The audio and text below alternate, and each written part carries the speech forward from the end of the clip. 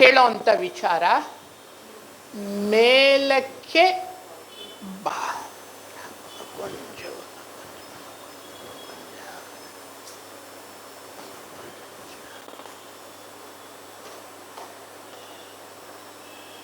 ಮೇಲಕ್ಕೆ ಏರಿ ಬಾ. ಆದಿಕಾಂಡ ಈ ವಾಕ್ಯನ ಕೇಳೋವಂಥವ್ರು ಪ್ರಾರಂಭದಿಂದ ಕೊನೆವರೆಗೂ ಕೇಳಬೇಕು. ಪ್ರಸಂಗ ಹೋಗ್ತಾ ಹೋಗ್ತಾ ಬಲಗೊಳ್ಳುತ್ತೆ.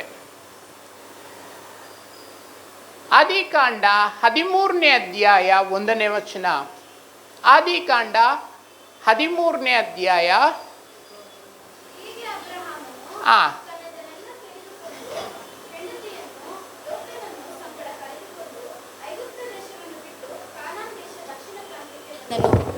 ಕಾನಾನ್ ದೇಶದ ದಕ್ಷಿಣ ಪ್ರಾಂತಕ್ಕೆ ಏರಿ ಬಂದನು. ಯಾರು? ಅಬ್ರಹಾಂ. ಅವನು ಇಳಿತಾನೆ. ಆದಿಕಾಂಡ 12ನೇ ಅಧ್ಯಾಯ 9ನೇ ವಚನ.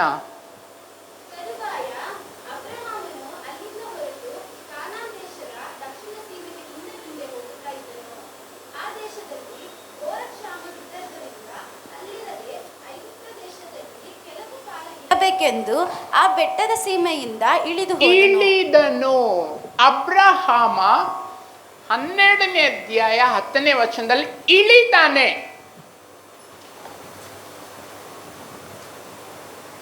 ಬೈಬಲ್ ತರಂದಿರುக்கிறீங்களா? ಆದಿಕಾಂಡ 13ನೇ ಅಧ್ಯಾಯ 1ನೇ ವಚನದಲ್ಲಿ ಏರಿ ಬರ್ತಾನೆ. ಸರಿನಾ ತಪ್ಪ? ಸೆಂಟ್ರಲ್ ಏನ್ ನಡೆಯುತ್ತೆ?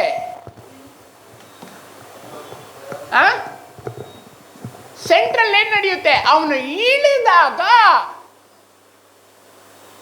ಫ್ಯಾಮಿಲಿಯಲ್ಲಿ ಸಮಸ್ಯೆ ಬರುತ್ತೆ. ಇವನ್ ಹೆಂಡತಿ ಐಗುಪ್ತ ದೇಶದ, ಕರೆಕ್ಟ್ ತಾನೆ? எப்போ நாங்க இறங்குறோமோ ಫ್ಯಾಮಿಲಿಯಲ್ಲಿ ಪ್ರಶ್ನೆ ಬರೋ. எப்போ நாங்க இறங்குறோமோ, ಯಾವಾಗ ನಾವು ಇಳಿತೀವೋ ಆಫೀಸಲ್ಲಿ ಸಮಸ್ಯೆಗಳು, ಸಮಾಜದಲ್ಲಿ ಸಮಸ್ಯೆಗಳು, ಸಭೆಯಲ್ಲಿ ಸಮಸ್ಯೆಗಳು. ಇವನು ಇಳಿದಾಗ ಅಬ್ರಹಾಮನ ಹೆಂಡತಿ ಎಲ್ಲೋಗ್ಬಿಡ್ತಾಳೆ ಅಂದ್ರೆ ಫರೋನ ಆಸ್ಥಾನಕ್ಕೆ ಹೋಗ್ಬಿಡ್ತಾಳೆ. ಎಷ್ಟು ದಿವಸ ಇರ್ತಾಳೋ ಏನೋ ಗೊತ್ತಿಲ್ಲ. ಆಮೇಲೆ ಇವನು ಏರಿ ಬಂದಾಗ ಏನ್ ನಡೆಯುತ್ತೆ ಅಂದ್ರೆ 13ನೇ ಅಧ್ಯಾಯ 2ನೇ ವಚನ, ಬಹು ಐಶ್ವರ್ಯವಂತನಾಗಿರ್ತಾನೆ. 13ನೇ ಅಧ್ಯಾಯ 2ನೇ ವಚನ. ಅಬ್ರಹಾಮನು ಬಹು ಐಶ್ವರ್ಯವಂತನಾಗಿದ್ದನು. ನೀನು ಆರೋಗ್ಯದಲ್ಲಿ, ನೀನು ಸಮಾಜದಲ್ಲಿ, ನೀನು ಎಲ್ಲ ವಿಧದಲ್ಲಿ ಸಮಾಧಾನಕರವಾಗಿ ಅಭಿವೃದ್ಧಿ ಹೊಂದಬೇಕಂದ್ರೆ ನೀನ್ ಮೇಲೆ ಏರಿ ಬಾ.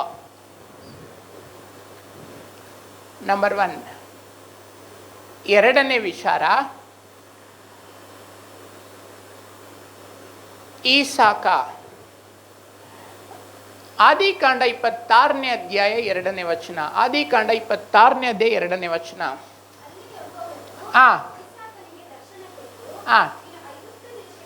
ನೀನು ಐಗುಪ್ತ ದೇಶಕ್ಕೆ ಇಳಿದು ಹೋಗಬೇಡ.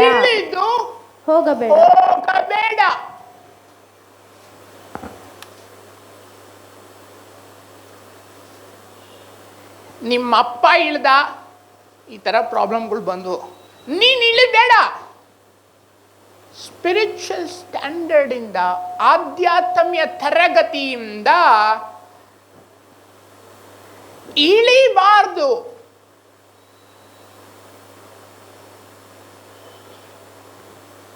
ಅಬ್ರಹಾಂ ಇಳಿದ,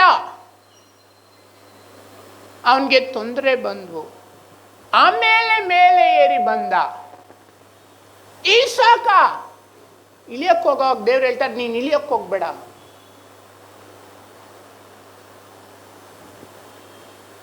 ಸೈಕಲ್ ಚಕ್ರ ಹೋಗುತ್ತೆ, ಹಿಂಗೋಗಿ ಹಿಂಗ್ ಬರುತ್ತೆ, ಹಿಂಗೋಗಿ ಹಿಂಗ್ ಬರುತ್ತೆ. ಸೈಕಲ್ ಚಕ್ರ ನೋಡಿ ನಾವು ಬುದ್ಧಿ ಕಲಿಬೇಕು. ಹಿಂಗೋಗಿ ಹಿಂಗ್ ಬಂದ್ರೆ ನಾವು ಅದ್ರ ನೋಡಿ ಚರಿತ್ರೆಯಿಂದ ಪಾಠ ಕಲಿಬೇಕು. ಇಳಿದೋದಂಥವ್ರು ಏನೇನಾಗಿದ್ದಾರೆ, ಏರಿ ಬಂದಂಥವ್ರು ಏನೇನಾಗಿದ್ದಾರೆ. ನಾವು ಜೀವನದಲ್ಲಿ ಯಾವತ್ತೂ ಲೋ ಲೆವೆಲ್ ಆಗಬಾರ್ದು. ಸ್ಪಿರಿಚುವಲ್ ಆಗಿ ಒಂದು ಹೊತ್ತು ಊಟಕ್ಕಿಲ್ಲ ಅಂದ್ರೂ ಪರವಾಗಿಲ್ಲ, ಲೋ ಲೆವೆಲ್ ಆಗಿ ಇಳಿಬಾರ್ದು. ಆತ್ಮೀಯವಾಗಿ ಪ್ರೇಯರಲ್ಲಿ ಕಮ್ಮಿ ಆಗಬಾರ್ದು, ಪರಿಶುದ್ಧತೆಯಲ್ಲಿ ಕಮ್ಮಿ ಆಗಬಾರ್ದು, ಬೈಬಲ್ ಓದೋದ್ರಲ್ಲಿ ಕಮ್ಮಿ ಆಗಬಾರ್ದು, ಉಪವಾಸ ಮಾಡೋದ್ರಲ್ಲಿ ಕಮ್ಮಿ ಆಗಬಾರ್ದು. ಚರ್ಚ್ಗೆ ಬರೋದು ಯಾವತ್ತೂ ನಿಲ್ಲಿಸಬಾರ್ದು, ಯಾವತ್ತೂ ನಾವು ಇಳಿಬಾರ್ದು. ಹಲ್ಲೆಲೂಯಾ. ಇತಿಹಾಸದಿಂದ ಈಸಾಕ ನಿನ್ ಪಾಠ ಕಲ್ತ್ಕೊ. ಯಾಕೆಂದ್ರೆ ನಿಮ್ಮಪ್ಪ ಇಳಿದ ಸಮಸ್ಯೆಯಲ್ಲಿ ಸಿಕ್ಕಾಕೊಂಡ. ನೀನು ಇನ್ನೂ ಹೆಚ್ಚಾಗಿ ಮೇಲೆ ಮೇಲೆ ಹೋಗ್ಬೇಕು. ಆತ್ಮೀಯ ಮಟ್ಟದಲ್ಲಿ ಕೆಳಗಡೆ ಇಳಿಬಾರ್ದು. ನಂಬರ್ 1 ಯಾರು? ಅಬ್ರಹಾಮ. ಏರಿ ಬಂದ ಅಬ್ರಹಾಮ್. ಎರಡನೇದಾಗಿ ಈಸಾಕ. ಇಳಿಬೇಡ, ನೀನು ಗಟ್ಟ ಇಳಿಬೇಡ. ಮೂರನೇದಾಗಿ ಇಳಿದು ಹೋದಂತ ಯಹೂದನು. ಆದಿಕಾಂಡ 38ನೇ ಅಧ್ಯಾಯ, ಆದಿಕಾಂಡ 38ನೇ ಅಧ್ಯಾಯ 1ನೇ ವಚನ.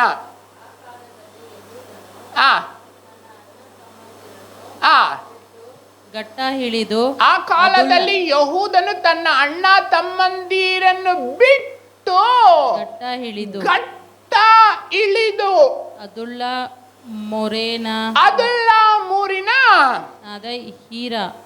ಹೀರಾ ಎಂಬ ಮಗಳ ಜೊತೆಲಿ ಸವಾಸ ಮಾಡ್ತಾನೆ. ಇದ್ದುಕೊಂಡು ಆಗ ಏರ್ ಓನಾನರು ಇವನ್ಗೆ ಮಕ್ಕಳಾಗ್ತಾರೆ. ಯಾರಿಗೆ? ಯಹೂದನ್ಗೆ. ಯಾರು ಮಕ್ಕಳು? Air Onan. ಇಬ್ರು ಗಂಡು ಮಕ್ಕಳು. ಇವನು ಇಳಿದೋದಾಗ ಏನಾಗುತ್ತೆ ಗೊತ್ತಾ? 6 ಸ್ಟೋರಿ ಒಂದೇ ಅಧ್ಯಾಯದಲ್ಲಿ ಬರುತ್ತೆ. ಎಷ್ಟು ಸ್ಟೋರಿ? ಪಡಿಕಿರ್ತಿಕೆ ಕಷ್ಟ ಒಂದು ಚಾಪ್ಟರ್. ಆದಿಕಾಂಡ 38ನೇ ಅಧ್ಯಾಯ ಯಹೂದನ್ ಸ್ಟೋರಿ, ಏರ್ ಓನಾನರ ಸ್ಟೋರಿ, ಹೆಂಡತಿ ಸ್ಟೋರಿ. ಯಹೂದನ ಹೆಂಡತಿ ಹೀರಾನ ಯಾರವನು? ಅಹೀರನ ಯಾರವನು? ಹೀರನ ಮಗಳ ಸ್ಟೋರಿ. ಆಮೇಲೆ ಸೊಸೆ ಸ್ಟೋರಿ. ಆಮೇಲೆ ಯಹೂದನ ಸ್ನೇಹಿತನ ಸ್ಟೋರಿ. ಆಮೇಲೆ ಸೊಸೆ ಹೇರೋ ಅಂತ ಜರಹನ ಸ್ಟೋರಿ. 6 ಸ್ಟೋರಿ ಒಂದೇ ಚಾಪ್ಟರ್ ಅಲ್ಲಿ ಬರುತ್ತೆ. ಯಾಕೆ ಗೊತ್ತಾ? ಇವನು ದೇವ ಸಾನ್ನಿಧ್ಯವನ್ನ ಬಿಟ್ಟು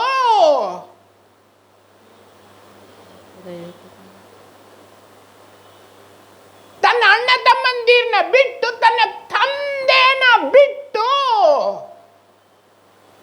ಗಟ್ಟ ಇಳಿದು ಹೋಗ್ತಾನೆ. ಪರಿಣಾಮ ಏನಾಯ್ತು? ಇಬ್ರು ಮಕ್ಕಳು ಸತ್ತೋಗ್ಬಿಡ್ತಾರೆ. ಅವನ ಹೆಂಡತಿ ಸತ್ತೋಗ್ಬಿಡ್ತಾಳೆ.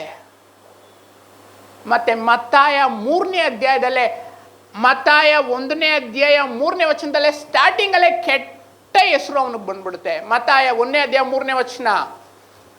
ಯಹೂದನು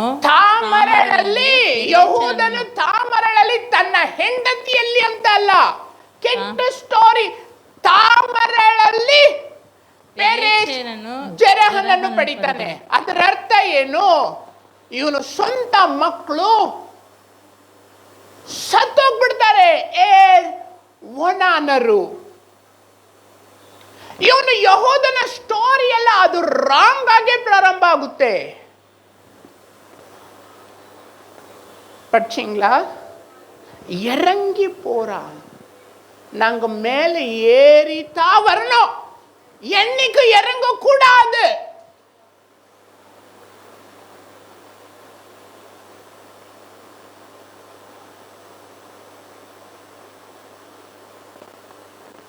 ಹೋದ ವರ್ಷ ನಾನು 1 ಅವರ್ ಪ್ರೇಯರ್ ಮಾಡ್ತಾ ಇದ್ನ, ಈ ವರ್ಷ 2 ಅವರ್ ಪ್ರೇಯರ್ ಮಾಡಬೇಕು. ಹೋದ ವರ್ಷ 10 ಅಧ್ಯಾಯ ಓದ್ತಾ ಇದ್ನ, ಈ ವರ್ಷ 20 ಅಧ್ಯಾಯ ಓದಬೇಕು. 40 ಅಧ್ಯಾಯ ಓದೋದೇ ಕರೆಕ್ಟ್ ದಿನಕ್ಕೆ. ಹೋದ ವರ್ಷ ನಾನು 5,000 ಕಾಣಿಕೆ ಕೊಡ್ತಾ ಇದ್ದೀನ, ಈ ವರ್ಷ 10,000 ಕಾಣಿಕೆ ಕೊಡಬೇಕು ಚರ್ಚ್ಗೆ, ನಿಮ್ಮ ಚರ್ಚ್ಗೆ.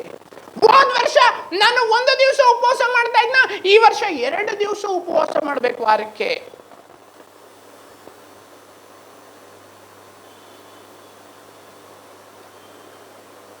ಯಾವತ್ತು ಜೀವನದಲ್ಲಿ, ಆತ್ಮೀಯ ಜೀವನದಲ್ಲಿ ಇಳಿಬಾರ್ದು. ಯಹೂದ ಇಳಿತಾನೆ, ಸಮಸ್ಯೆಗಳಲ್ಲಿ ಸಿಕ್ಕಾಕೊಳ್ತಾನೆ. ಅಬ್ರಹಾಮ ಇಳಿತಾನೆ, ಸಮಸ್ಯೆಗಳಲ್ಲಿ ಸಿಕ್ಕಾಕೊಳ್ತಾನೆ. 4ನೇದು ಏರಿಬಾ.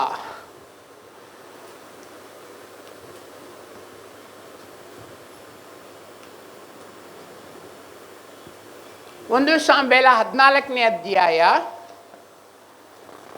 8ನೇ ವಚನ. ಒಂದು ಸಾಂಬೇಲ 14ನೇ ಅಧ್ಯಾಯ. ಆಗ ಯೋನಾತಾನನು ಅವನಿಗೆ, ಅವರು ನಮ್ಮನ್ನು ಕಾಣುವಂತೆ ಸಮೀಪಕ್ಕೆ ಹೋಗೋಣ, ಆ, ನಾವು ನಿಮ್ಮ ಬಳಿಗೆ ಬರುವ ತನಕ ಅಲ್ಲೇ ನಿಲ್ಲಿರಿ. ಅಲ್ಲೇ ಇರ್ರಿ ಅಂದ್ರೆ ಅದು ಸೈತಾನನ ಮಾತು. ನಮ್ಮ ಬಳಿಗೆ ಹತ್ತಿ ಬನ್ನಿ ಅಂದ್ರೆ ಅದು ದೇವರ ಮಾತು. ಅಂದ್ರೆ ನೀವು ಅಲ್ಲೇ ಇರ್ರಿ ಅಂತ ಹೇಳಿದ್ರೆ ಸೋಲು, ನೀನು ಹತ್ತಿ ಬಾ ಅಂದ್ರೆ ಜಯ. 11ನೇ ವಚನ 14 ಒಂದು ಸಾಂಬೇಲ 14ನೇ ಅಧ್ಯಾಯ 11ನೇ ವಚನ. ಇವರಿಬ್ಬರು ಫಿಲಿಷ್ಟಿಯರ ಕಾವಲು ದಂಡಿನವರೆಗೆ ಕಾಣಿಸಿಕೊಂಡಾಗ ಅವರು, ಇಗೋ, ಇಬ್ರಿಯರು ತಾವು ಅಡಗಿಕೊಂಡಿದ್ದ ಗುಹೆಗಳಿಂದ ಹೊರಗೆ ಬರುತ್ತಲಿದ್ದಾರೆ ಎಂದು ತಮ್ಮ ತಮ್ಮೊಳಗೆ ಮಾತಾಡಿಕೊಂಡು ಯೋನಾತಾನನಿಗೂ ಅವನ ಆಯುಧಗಳನ್ನು ಹೊರುವವನಿಗೂ, ಹತ್ತಿ ನಮ್ಮ ಬಳಿಗೆ ಬನ್ನಿರಿ, ನಮ್ಮ ಹತ್ತಿ ಬಳಿಗೆ ಬನ್ನಿರಿ, ನಮ್ಮ ಬಳಿಗೆ ಬನ್ನಿರಿ. ಬನ್ನಿರಿ. ಈ ಹತ್ತಿ ಬನ್ನಿರಿ ಅಂದಾಗ ಇವನು ಯೋನಾತಾನ ಏನಂತ ಹೇಳ್ತಾನೆ ಗೊತ್ತಾ? ತನ್ನ ಸೇವಕನ್ಗೆ ಅವ್ರ ಹತ್ತಿ ಬಾ ಅಂತ ಹೇಳವ್ರೆ. ಹಾಗಿದ್ರೆ ಇಸ್ರಾಯೇಲ್ಯರನ್ನೆಲ್ಲ ನಮ್ಮ ಕೈಗೆ ಕೊಟ್ಟಿದ್ದಾನೆ, ನಡಿ ಹೋಗೋಣ ಅಂತ ಹೇಳ್ತಾನೆ. ನಿಮಗ್ ಗೊತ್ತಾ, ಯೋನಾತಾನನ ಕೈಯಲ್ಲಿ ಮಾತ್ರ ಕತ್ತಿ ಇತ್ತು, ಬೇರೆ ಯಾರ ಕೈಯಲ್ಲೂ ಕತ್ತಿ ಇರಲಿಲ್ಲ. ಸೌಲ್ ಯೋನಾತಾನನ ಕೈಯಲ್ಲಿ, ಯೋನಾತಾನ ಸೇವಕ ಮಾತ್ರ ಬಂದ್ಬಿಟ್ಟಿರ್ತಾರೆ, ಸೌಲ ದೂರ ಇರ್ತಾನೆ. ಇವ್ರು ಎಷ್ಟು ಜನ ಇದ್ರು ಗೊತ್ತಾ? 13ನೇ ಅಧ್ಯಾಯ 5ನೇ ವಚನ. ಒಂದು ಸಾಂಬೇಲ 13ನೇ ಅಧ್ಯಾಯ 5ನೇ ಆಗ ವಚನ. ಫಿಲಿಷ್ಟಿಯರು ಹಾ, ಇಸ್ರಾಯೇಲ್ಯರೊಡನೆ ಯುದ್ಧ ಮಾಡುವುದಕ್ಕೋಸ್ಕರ ಆ. 30,000 ರಥ. ಎಷ್ಟು ಸಾವಿರ? 30. ಒಂದು ನಿಮಿಷ.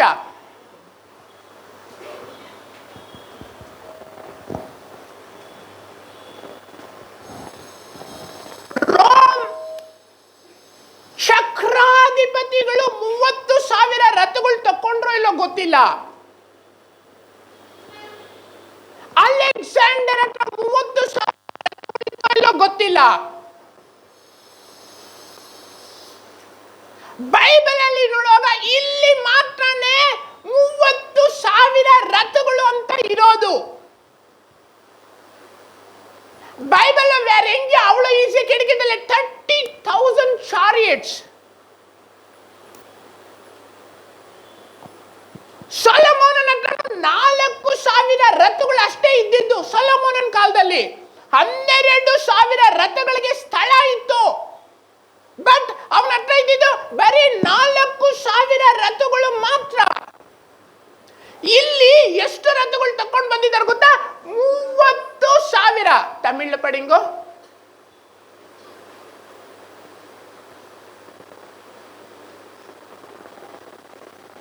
ತಮಿಳ್ ಪಡಿಂಗೋ. ತಮಿಳ್ ಇಲ್ವಾ ಯಾರ ಹತ್ರನು? ಹಾ, 13 அதிகாரம் 3 வசனம். 30,000 அண்டிருந்தாங்க. தாவீதுடைய தமைய சீமாவின் குமாரனாகிய யோனதாப் என்னும் பேருள்ள ஒரு சிநேகிதன் இருந்தான். அந்த யோனதாப் மகா தந்திரவாதி. தவறா படிச்சுன்னு இருக்கிறீங்க. 1 சாமுவேல் 13 அதிகாரம் 5 வசனம் பாருங்க.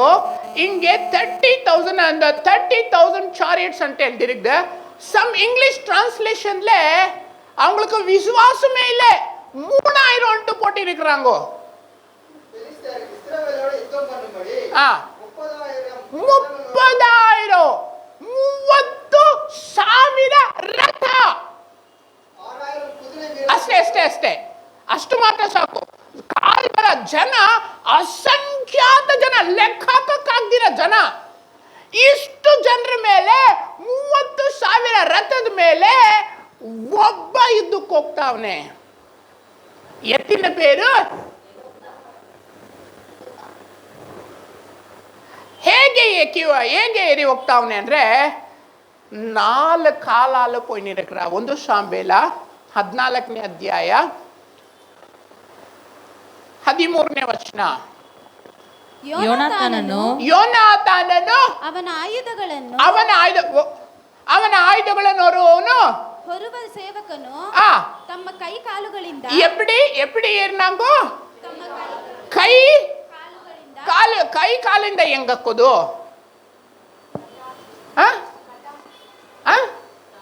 ಕೈ ಕಾಲುಗಳಿಂದ ಹೆಂಗೆ ಎತ್ತೋದು?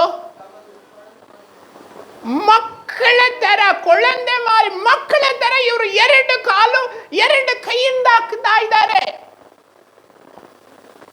ನಿಮ್ಮ ಜೀವನದಲ್ಲಿ ಈ ತರ ಅವಮಾನ ಇರ್ಬೋದು, ನಿಮ್ಮ ಸೇವೆಯಲ್ಲಿ ಈ ತರ ಅವಮಾನ ಇರ್ಬೋದು, ಕುಟುಂಬದಲ್ಲಿ ಅವಮಾನ ಇರ್ಬೋದು. ಸಾವಿರಾರು ಜನ ಸೈನಿಕರು ನೋಡ್ತಾ ಇದ್ದಾರೆ. ಇವನು ಅವಮಾನ.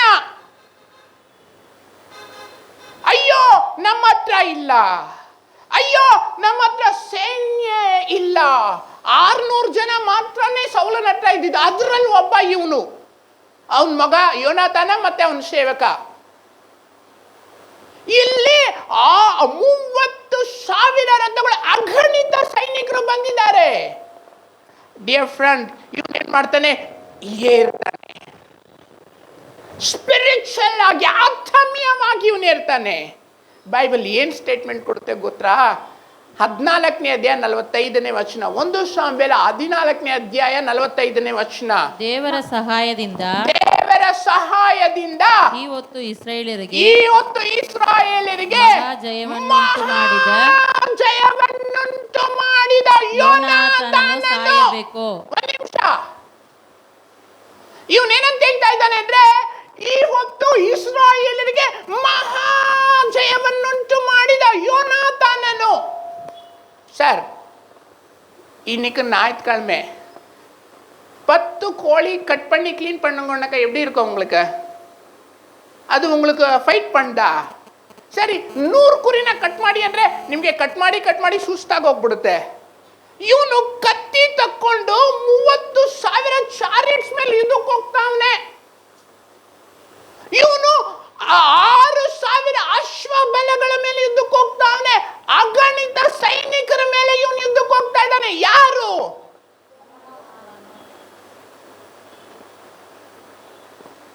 ಆಮೇಲೆ ಮಹಾ ಜಯ ಉಂಟಾಗುತ್ತೆ. ಯಾವಾಗ? ಏರಿ ಬಂದಾಗ. ಸಾಲದು ನಿನ್ನ ಸ್ಪಿರಿಚುವಲ್ ಲೈಫ್, ಸಾಲದು ನಿನ್ನ ಫಾಸ್ಟಿಂಗ್ ಪ್ರೇಯರ್, ಸಾಲದು ನಿನ್ನ ಪ್ರೇಯರ್, ಸಾಲದು ನಿನ್ನ ಬೈಬಲ್ ರೀಡಿಂಗ್, ಸಾಲದು. ಇಳಿಯಬೇಡ, ಮೇಲೆ ಬಾ. ಯಾವಾಗ ಒಬ್ಬ ವ್ಯಕ್ತಿ ಮೇಲೇರಿ ಬರ್ತಾನೋ, ಜೀವಿತದಲ್ಲಿ, ಕುಟುಂಬದಲ್ಲಿ, ಸಭೆಯಲ್ಲಿ, ಸಮಾಜದಲ್ಲಿ, ದೇಶದಲ್ಲಿ ಆಶೀರ್ವಾದ, ಬಿಡುಗಡೆ, ಜಯ.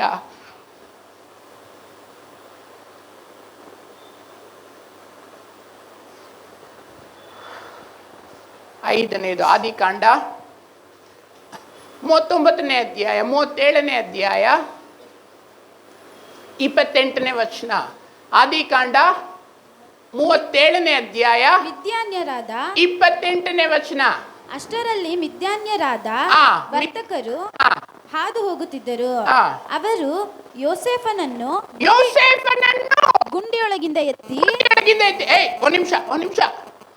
ಅಲ್ಲಿ ಮಿದ್ಯಾನ್ಯರು ಬರ್ತಾ ಇದ್ದಾರೆ, ಇಷ್ಮಾಯೇಲರು ಬರ್ತಾ. ಮಿದ್ಯಾನ್ಯರ ಇಷ್ಮಾಯೇಲ್ರ? ಇಷ್ಮಾಯೇಲ್ಯರು.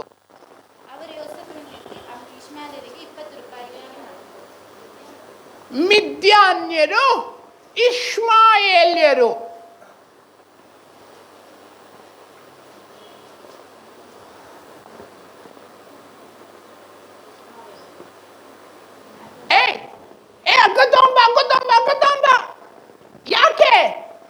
ಯೋಸೇಫನ್ನ ಎತ್ತೋಣ, ಯೋಸೇಫನ್ನ ಎತ್ತಿ ಮಾರಾಕ್ಬಿಡೋಣ.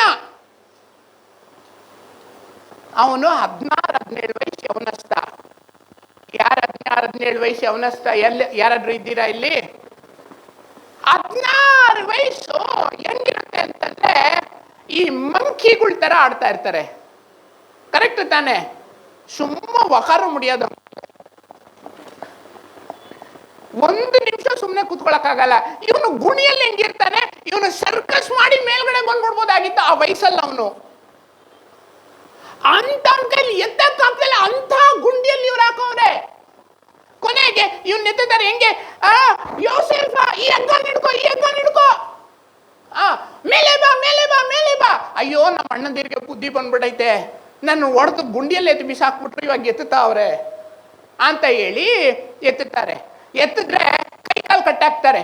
ಅಣ್ಣ ಬಿಟ್ಬಿಡೋಣ, ಸಾಕು ಬಿಟ್ಬಿಡೋಣ, ನಾನು ನಿಮ್ಮ ಸವಾಸಕ್ಕೆ ಬರಲ್ಲ, ಸುಮ್ಮನೆ ಇರು ಅಂತ ಕಟ್ಟಾಕ್ತಾರೆ. ಕಟ್ಟಾಕ್ಬಿಟ್ಟು ಒಂದು ಕಪ್ಪಾಳಕ್ಕೆ ಬಿಡ್ತಾರೆ, ನಡಿ ಅಂತ. ಆಮೇಲೆ ಮಿದ್ಯಾನ್ ಹತ್ರ ತಗೊಂಡೋಗ್ಬಿಟ್ಟು ಅವನ್ನ ಮಾರಾಕ್ತಾರೆ. ಅವ್ರೇನ್ ಮಾಡ್ತಾರೆ ಗೊತ್ತಾ? ಏನಿಲ್ಲ, ಇವ್ರ ಕೈಯಲ್ಲಿ ಹೊಡಿತಾ ಇದ್ದಿದ್ದು ಅವರು ಇಷ್ಟುದ್ದ ಚಾಟಿ ಇಟ್ಕೊಂಡಿರ್ತಾರೆ, ಕಬ್ಬಿಣದ ಇದ್ರಲ್ಲಿ ಕಟ್ಟಾಕ್ಬಿಡ್ತಾರೆ. ಕಟ್ಟಾಕ್ಬಿಟ್ಟು ಇಲ್ಲೊಂದು ಇದಾಕ್ತಾರೆ, ಹಾಕ್ಬಿಟ್ಟು ಕಾಲ್ಗೊಂದು ಇದಾಕ್ತಾರೆ. ಇವನ್ ಕದಲಕ್ಕಾಗಲ್ಲ, ಮಾತಾಡಿದ್ರೆ ಸರಿಯಾಗಿ ಬಿಡ್ತಾರೆ. ಅದಕ್ಕೆ ಏಟ್ ತಿನ್ಬಾರ್ದು ಅಂದ್ರೆ ಇವನ್ ಸುಮ್ಮನೆ ಹೋಗ್ಬೇಕು, ಟೈಮ್ ಕರೆಕ್ಟಾಗಿ ಏನ್ ಬೇಕೋ ಊಟ ಕೊಡ್ತಾರೆ ಅವರು. ಆಮೇಲೆ ಇವನೇನ್ ಮಾಡ್ತಾನೆ, ಹೀಗೆ ಮಿದ್ಯಾನ್ಯರಿಂದ ಎಲ್ಲೋಗ್ತಾನೆ ಇವನು? ಇಷ್ಮಾಯಲಿಂದ ಎಲ್ಲೋಗ್ತಾನೆ ನಿಮಗ್ ಗೊತ್ತಾ? ಗುಂಡಿಯಿಂದ ಮೇಲೆ, ಮೇಲೆ ಬಾ ಯೋಸೇಫ, ಮೇಲೆ ಬಾ, ಮೇಲೆ ಬಾ, ಹಿಡ್ಕೊ ಹಿಡ್ಕೊ ಹಿಡ್ಕೊ, ಅಣ್ಣ ಕೈ ಸ್ಲಿಪ್ ಆಗ್ತೈತೆ, ಭದ್ರವಾಗಿ ಹಿಡ್ಕೊಳ್ಳೋ.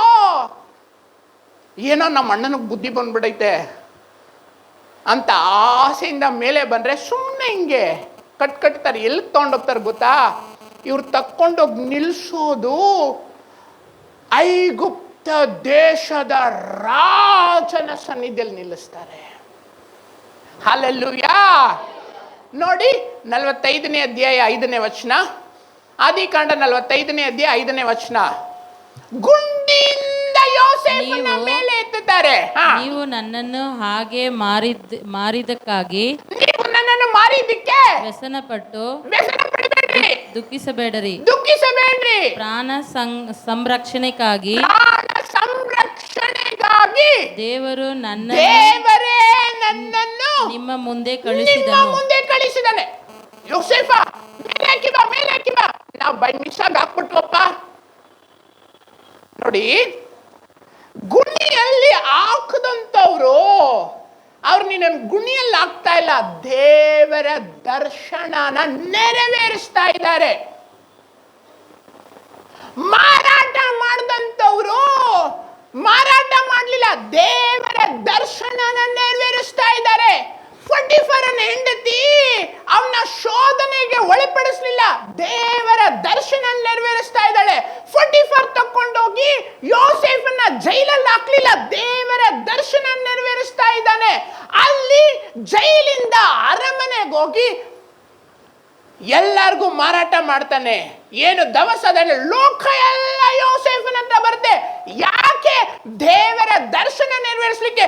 ಇವನು ಅಮ್ಮ ಹಿಂಗೆ ಎತ್ತುಬಿಟ್ಟು ಗುಣಿಯಿಂದ ಎತ್ತಿ ಮಾರಾಟ ಮಾಡ್ತಾರೆ. ಮಾರಾಟ ಮಾಡಿದ ನಂತರ ಇವನೇನ್ ಹೇಳ್ತಾನೆ, ನಾನು ಕಷ್ಟಪಟ್ಟೆ, ಜೈಲಲ್ಲಿ ಬಿದ್ದೆ, ಹಿಂಗಾಯ್ತು ಹಂಗಾಯ್ತು. ನೋ, ಅದೆಲ್ಲ ಸ್ಟೋರಿ ಹೇಳಿಲ್ಲ ಇವನು. ನೀವು ಗುಣಿಯಲ್ಲಿ ನನ್ನನ್ನು ಹಾಕಿದ್ರಿ, ನನ್ನನ್ನು ಮಾರಾಟ ಮಾಡಿದ್ರಿ, ಸ್ಟ್ರೈಟ್ ಆಗಿ ನಾನು ಬಂದು ಸಿಂಹಾಸನದ ಮೇಲೆ ಕೂತಿದ್ದೇನೆ. ನೀನ್ ಯಾವಾಗ ಗುಣಿಯಿಂದ ಮೇಲೆ ಎದ್ದೇಳ್ತೀಯೋ ದೇವ್ರು ನಿನ್ಗೆ ಸಿಂಹಾಸನ ಕೊಡ್ತಾರೆ. ಪಾಪವೆಂಬ ಗುಣಿ, ಶಾಪವೆಂಬ ಗುಣಿ, ನೀನು ಮೇಲೇರಿ ಬಾ. 6th one, 6ನೇದಾಗಿ ಯೋನ 1ನೇ ಅಧ್ಯಾಯ 3ನೇ ವಚನ. ಯೋನ 1ನೇ ಅಧ್ಯಾಯ 3ನೇ ವಚನ. ಆದರೆ ಯೋನ 1ನೇ ಅಧ್ಯಾಯ 3ನೇ ವಚನ. ಕರೆಕ್ಟ್. ಆದರೆ ಯೋನನು ಯೆಹೋವನ ಸನ್ನಿಧಿಯಿಂದ ಯೆಹೋವನ ಸನ್ನಿಧಿಯಿಂದ ತಪ್ಪಿಸಿಕೊಳ್ಳಲು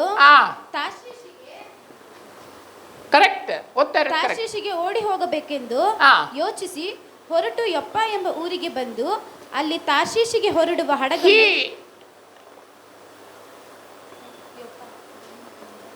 ಜೊಪ್ಪಾಗೆ ಇಳಿದು, ಕರೆಕ್ಟ್ ತಾನೆ? ಇನ್ನೊಂದ್ಸರಿ ಓದಿಯೋದು, ಇವನು ದೇವರ ಸನ್ನಿಧಿಯಿಂದ ಹೊರಟು ಯೆಹೋವನ ಸನ್ನಿಧಿಯಿಂದ ತಪ್ಪಿಸಿಕೊಳ್ಳಲು ತಾರ್ಷೀಷಿಗೆ ಓಡಿ ಹೋಗಬೇಕೆಂದು ಯೋಚಿಸಿ ಹೊರಟು ಯೊಪ್ಪ ಎಂಬ ಊರಿಗೆ ಬಂದು ಅಲ್ಲಿ ತಾರ್ಷೀಷಿಗೆ ಹೊರಡುವ ಹಡಗನ್ನು ಕಂಡು ಪ್ರಯಾಣದ ದರವನ್ನು ಕೊಟ್ಟು ತಾರ್ಷೀಷಿಗೆ ಪ್ರಯಾಣ and he ಮಾಡುತ್ತಿದ್ದ. went down to Joppa. ಇಳಿದು, ಕರೆಕ್ಟ್ ತಾನೆ? ಇವನು ಇಳಿತಾನೆ, ನಾವು ಇಳಿಬಾರ್ದು ಅನ್ನೋದಕ್ಕೆ ಇದು ನಿಮ್ಗೆ ಕೊಡ್ತಾ ಇರೋಂಥ ವಾಕ್ಯದ ವಿವರಣೆ. ಇವನು ಇಳಿದಾಗ ಏನಾಗುತ್ತೆ ಅಂತಂದ್ರೆ, ಇವನು ಎಲ್ಲಿ ಹೋಗಿ ಜೊತೆಲಿ ಕುಡ್ಕೊಳ್ತಾನೋ ಅವ್ರಿಗೆ ಶಾಪ. 2 times ಇವನು ಇಳಿತಾನೆ ನೋಡಿ. ಮೊದಲನೇದಾಗಿ ಯೊಪ್ಪಾಗೆ ಗಟ್ಟ ಇಳಿದು ಹೋಗ್ತಾನೆ. ಎರಡನೇದಾಗಿ ಯೋನ 1ನೇ ಅಧ್ಯಾಯ 5ನೇ ವಚನದಲ್ಲಿ, ಯೋನ 1ನೇ ಅಧ್ಯಾಯ 5ನೇ ವಚನದಲ್ಲಿ, ಆಗ ನಾವಿಕರು ಆ. ಹೆದರಿ ತಮ್ಮ ತಮ್ಮ ದೇವರುಗಳಿಗೆ ಆ. ಮೊರೆಯಿಟ್ಟು ತಮ್ಮ ಕಷ್ಟವು ಆ. ಕಡಿಮೆಯಾಗುವ ಹಾಗೆ ಹಡಗಿನ ಸಾಮಾನುಗಳನ್ನೆಲ್ಲ ಎತ್ತಿ ಎತ್ತಿ ಬಿಸಾಕ್ತಾರೆ. ಯಾವಾಗ ನೀನು ಇಳಿತೀಯೋ ಅವಾಗ ಸಾಮಾನೆಲ್ಲ ಎತ್ತಿ, ಗೋಧಿನ, ದೊಡ್ಡ ದೊಡ್ಡ ದಿಮ್ಮಿನ, ಮಾತ್ರನೇ ಬೆಲೆ ಬಾಳುವಂತ ವಸ್ತುನ ಎತ್ತಿ ಎತ್ತಿ ಸಮುದ್ರದಲ್ಲಿ ಹಾಕ್ಬೇಕು. ಕೆಳಗಡೆ ನೋಡಿ, ಸಮುದ್ರಕ್ಕೆ ಬಿಸಾಟು ಬಿಟ್ಟರು. ಆ. ಇಷ್ಟರೊಳಗೆ ಯೋನನು ಆ. ಹಡಗಿನ ಒಳಭಾಗಕ್ಕೆ ಇಳಿದು 2ನೇ ಸಾರಿ ಇವನು ಇಳಿತಾನೆ. 2ನೇ ಸಾರಿ ಇಳಿದಾಗ ನೋಡಿ ಸರ್, ಫಸ್ಟ್ ಟೈಮ್ ಇಳಿಯೋವಾಗ ಏನ್ ನಡೀತು ಅಂತಂದ್ರೆ, ಸಮುದ್ರ ನಾವೇನ ಇದ್ ಮಾಡುತ್ತೆ, ಹಡಗುನ ಎಲ್ಲ ಎತ್ತಿ ಬಿಸಾಕ್ಬಿಡ್ತಾರೆ. ಇವನು ಸೆಕೆಂಡ್ ಟೈಮ್ ಇಳಿದಾಗ ಇಡೀ ಸಮುದ್ರನೇ ಹಲ್ಲಕಲ್ಲೋಲ ಆಗುತ್ತೆ. ಫಸ್ಟ್ ಟೈಮ್ ಇವನು ಇಳಿದಾಗ ಏನ್ ನಡೆಯುತ್ತೆ ಅಂತಂದ್ರೆ, ನಾವೇ ಮಾತ್ರ ಇದಾಗುತ್ತೆ, ಅಂತ ಪರಿಣಾಮಕರವಾದಂತ ಬಿರುಗಾಳಿ ಬೀಳಲ್ಲ. 2ನೇ ಸಾರಿ ಇವನು ಕೆಳಗಡೆ ಇಳಿದಾಗ, ಚೀಟು ಹಾಕಿದಾಗ, ಇವನ್ ಮಲ್ಕೊಳ್ಳೋವಾಗ, ಎಲ್ಲ ನಡೆಯೋವಾಗ ವಿಪರೀತ ಮಾಡುತ್ತೆ. ಇವನ್ನ ಆಚೆ ತಕ್ಕೊಂಡೋಗ್ಬೇಕು, ಇವನ್ನ ಸಾಯಿಸಬಾರ್ದು, ದಡಕ್ಕೆ ತಕ್ಕೊಂಡೋಗ್ಬಿಟ್ಟು ಇವನ್ನ ಸೇಫ್ಟಿಯಾಗಿ ಬಿಡ್ಬೇಕು ಅಂತಂದ್ರೆ ಸಮುದ್ರ ಇನ್ನೂ ಹಲ್ಲಕಲ್ಲೋಲ ಮಾಡುತ್ತೆ.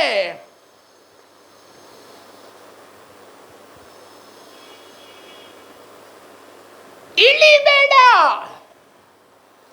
ಕೆಲವರು ಏನ್ ಮಾಡ್ತಾರೆ ಅಂದ್ರೆ, ಕಾಣಿಕೆ ಕೊಡುವಾಗ ಏನ್ ಮಾಡ್ತಾರೆ ಅಂದ್ರೆ, ಚರ್ಚ್ ಪಾಸ್ಟ್ರು ಕಷ್ಟಪಡ್ತಾ ಇದ್ರೆ, ಚರ್ಚ್ ಪಾಸ್ಟ್ ಕಣ್ಣೀರ್ ಬಿಟ್ಟು ಪ್ರಾರ್ಥನೆ ಮಾಡ್ತಾ ಇದ್ರೆ, ನಿಮ್ಮ ಕಾಣಿಕೆಗಳು, ನಿಮ್ಮ ದಶಂಭಾಗಗಳು ಇಲ್ಲೇ ತರಬೇಕು, ಚರ್ಚ್ಗೆ ಹಾಕ್ಬೇಕು. ಸಂಪಾದನೆ ಮಾಡಿ ತಕ್ಕೊಂಡು ಬಂದು ಅಪ್ಪನ ಕೈಲಿ ಅಮ್ಮನ ಕೈಲಿ ಕೊಡ್ಬೇಕು, ಬೇರೆ ಯಾರೋ ಅಪ್ಪ ಅಮ್ಮನ ಕೈಲಿ ಕೊಡಬಾರ್ದು.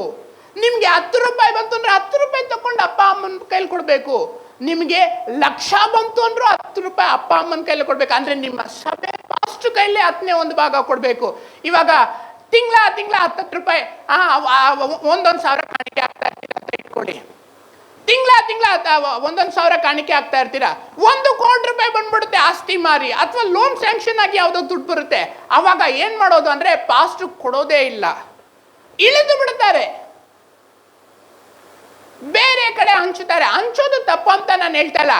10ನೇ ಭಾಗ ನಿಮ್ಗೇನ್ ಬರುತ್ತೋ, 100 ರೂಪಾಯಿಯಲ್ಲಿ 10ನೇ ಭಾಗ ಇಲ್ಲಿ ತರಬೇಕು, 1,000 ರೂಪಾಯಲ್ಲಿ 10ನೇ ಭಾಗ ಇಲ್ಲಿ ತರಬೇಕು, 1,00,000 ರೂಪಾಯಲ್ಲಿ 10ನೇ ಭಾಗ ಇಲ್ಲಿ ತರಬೇಕು, ಕೋಟಿ ರೂಪಾಯಿ ಬಂದ್ರು 10ನೇ ಭಾಗ ಇಲ್ಲಿ ತರಬೇಕು. ಬೇರೆಯೊಬ್ರಿಗೆ ಕೊಡ್ಬೇಕು ಅಂತ ಮನ್ಸಿದ್ರೆ 10ನೇ ಭಾಗ ನಿಮ್ಮ ಪಾಸ್ಟ್ರಿಗೆ, ನಿಮ್ಮ ಚರ್ಚ್ಗೆ ಹಾಕಿ, ಬೇರೆ 9 ಭಾಗ ಉಳಿತಲ್ಲ ಅದ್ರಲ್ಲಿ ಕೊಟ್ಕೊಳ್ಳಿ. ಕಾಣಿಕೆಗಳು ಏನ್ ಮಾಡ್ತಾರೆ ಗೊತ್ತಾ, ಸುಮಾರು 1,000 ಕೋಟಿ ರೂಪಾಯಿ 2,000 ಕೋಟಿ ರೂಪಾಯಿ ಬರುತ್ತೇನೋ ಗೊತ್ತಿಲ್ಲ, ಬೆಂಗಳೂರಲ್ಲಿ ಒಂದು ವಾರಕ್ಕೆ ತಕ್ಕೊಂಡೋಗ್ತಾರೆ, ಬ್ಯಾಂಕಲ್ಲಿ ಹಾಕ್ತಾರೆ, ಬೀಗ ಹಾಕ್ಬಿಡ್ತಾರೆ. ಸೈತಾನ ಶಿಲ್ಲೆ ಹಾಕಿ ನಗ್ತಾನೆ ಜೋರಾಗಿ, ನೀನ್ ಕಾಣಿಕೆ ತರ್ತೀಯ ನೋಡೋದು, ಬ್ಯಾಂಕಲ್ಲಿ ಹಾಕಿ ಹಾಳು ಮಾಡಕ್ ಬಿಟ್ಟಿದ್ದೀನಿ, 1 ರೂಪಾಯಿ ಯೂಸ್ ಆಗಲ್ಲ ಸೇವೆಗೋಸ್ಕರ.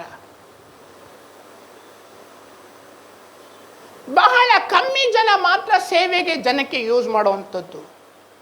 ಪಾಪ ನಿಮ್ಮ ಪಾಸ್ಟ್ರು ಎಷ್ಟು ಕಷ್ಟಪಟ್ಟು ಪ್ರತಿ ವಾರನೂ ನಿಮಗೋಸ್ಕರ ಪರಿಶ್ರಮ ಪಡ್ತಾರೆ, ಊಟ ಹಾಕ್ತಾರೆ, ಅನುಕೂಲತೆಗಳು ಮಾಡಿಕೊಡ್ತಾರೆ.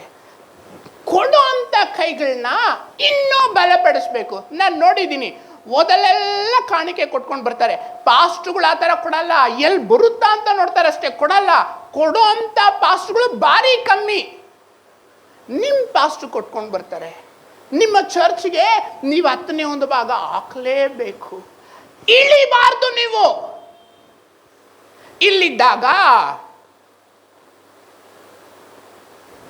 2,000 ಕಾಣಿಕೆ, ಇವನು ನಂಬಿಗಸ್ನಾಗಿ ಕೊಡ್ತಾವನೆ ಕಾಣಿಕೆ ಅಂತ ಹೇಳ್ಬಿಟ್ಟು ದೇವ್ರು ಏನು ಮಾಡ್ತಾರೆ ಅಂದರೆ, ತಕ್ಕೊಂಡೋಗ್ಬಿಟ್ಟು ಅಮೇರಿಕಾದಲ್ಲಿ ವಾಷಿಂಗ್ಟನ್ DC ಒಳ್ಳೆ ಕೆಲಸದಲ್ಲಿ ಇಟ್ಬಿಡ್ತಾರೆ.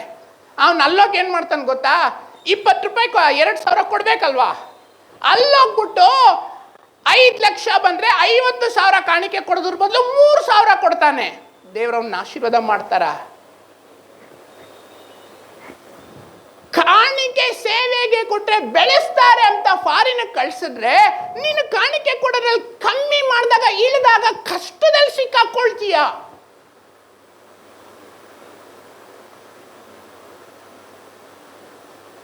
ನೀನ್ ರೆಗ್ಯುಲರ್ ಆಗಿ 2,000 ನಿನ್ ಚರ್ಚಿಗೆ ಕೊಟ್ರೆ, ದೇವ್ರು ನೀನು 50,000 ಕಾಣಿಕೆ ಕೊಡಂಗ ದೇವ್ರು ನಿನ್ನನ್ನು ಆಶೀರ್ವಾದ ಮಾಡ್ತಾರೆ. ಆಗ ನೀನು ಇಳಿಬಾರ್ದು.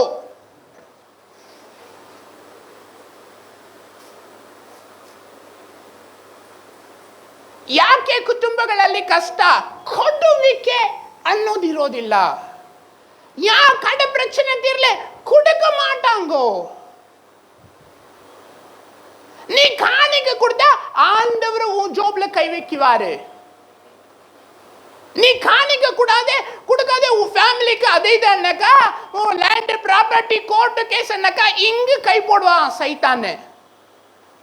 பணம் எல்லாம் சேர்த்து வச்சிருந்தால ஒரே முறை அடிச்சுன்னு போயிடும். யாருக்கு ஒரு சின்ன ப்ராப்ளம் வந்தாக்கா ஒரே முறை அடிச்சுட்டு போய். எத்தனோ எக்ஸாம்பிள் சொல்லலாம் நான். ಫಸ್ಟ್ ನಿಮ್ಮ ಚರ್ಚ್ಗೆ ಕಾಣಿಕೆ ಕೊಡಿ. ಯಾಕೆ ಪಾಸ್ಟರ್ ಹತ್ರ ಇಲ್ವಾ, ಪಾಸ್ಟರ್ ಹತ್ರ ತುಂಬಾ ಆಯ್ತಾ, ಅದು ಬೇಡ. ನಿಮ್ಮ ಒಳ್ಳೆಯದಕ್ಕೆ, ನಿಮ್ಮ ದೇವರ ಆಲಯಕ್ಕೆ ನೀವು ಕೊಡಿ. ಮೇಲೆ ಬನ್ನಿ. ನೋ 10ರಲ್ಲಿ 1 ಭಾಗ ಖಂಡಿತ ನಾನು ಕೊಡಲ್ಲ, 10ರಲ್ಲಿ 2 ಭಾಗ ನನ್ನ ಚರ್ಚ್ಗೆ ಹಾಕ್ತೀನಿ ಅಂತ ನೀವು ಬರ್ಬೇಕು. ಆಮೇಲೆ ನೋಡಿ, ಒಂದು ದಿನಾನು ನೀವು ಕೋರ್ಟ್ಗೆ ಹೋಗಲ್ಲ, ಒಂದು ದಿನಾನು ನೀವು ಹಾಸ್ಪಿಟ್ಲ್ಗೆ ಹೋಗಲ್ಲ, ಒಂದು ದಿನಾನು ನೀವು ಅನಾರೋಗ್ಯ ಬೀಳಲ್ಲ. ನೀವು ಸ್ವಲ್ಪ ಇಡುವಂಥ ಕಾಸು ಅದಂಗೆ ಅಭಿವೃದ್ಧಿ ಹೊಂದುತ್ತೆ. ಹಲ್ಲೆಲೂಯಾ. ಇರೋಂಥ ಕಾಸಲ್ಲಿ ಸಮಾಧಾನವಾಗಿ ಜೀವನ ಮಾಡ್ತೀರಾ. ಹಣದ ವಿಷಯದಲ್ಲಿ ಇಳಿಯಕ್ಕೆ ಹೋಗ್ಬೇಡಿ. ಕಷ್ಟಗಳು, ದರಿದ್ರತನಗಳು, ಕಾಯಿಲೆಗಳು, ಆಕ್ಸಿಡೆಂಟ್ಗಳು ಆಗ್ತವೆ. ನಾವು ದೇವರಿಗೆ ಕೊಡೋಂಥದ್ದು ಕೊಡ್ಲಿಲ್ಲ ಅಂದ್ರೆ ಆಕ್ಸಿಡೆಂಟ್ಗಳು ಆಗ್ತವೆ, ಕಾಯಿಲೆಗಳು ಬರುತ್ತೆ. ಇವನು ದೇವರ ಸನ್ನಿಧಿಯಿಂದ ಇಳಿತಾನೆ. ಇಳಿದ್ಬಿಟ್ಟು ಏನ್ ಮಾಡ್ತಾನೆ ಅಂತಂದ್ರೆ, ಕುಟುಂಬಕ್ಕೆ ಕಷ್ಟ ತಂದಿಡ್ತಾನೆ. ಗೋಧಿ ಐತೆ, 10 ಮೂಟೆ ಗೋಧಿ, ಎದ್ದು ಬಿಸಾಕಿ. ಸರ್ ಇಲ್ಲಿ ರಾಗಿ ಇದ್ದೀರಾ, ಎದ್ದು ಬಿಸಾಕಿ. ಅಲ್ಲಿ ಅಕ್ಕಿ 50 ಮೂಟೆ ಐತೆ, ಫಸ್ಟ್ ಎದ್ದು ಬಿಸಾಕಲ್ಲಿ. ಯಾಕೆ? ಇಳಿದಂತ ಯೋನ ಇದ್ದಾನೆ.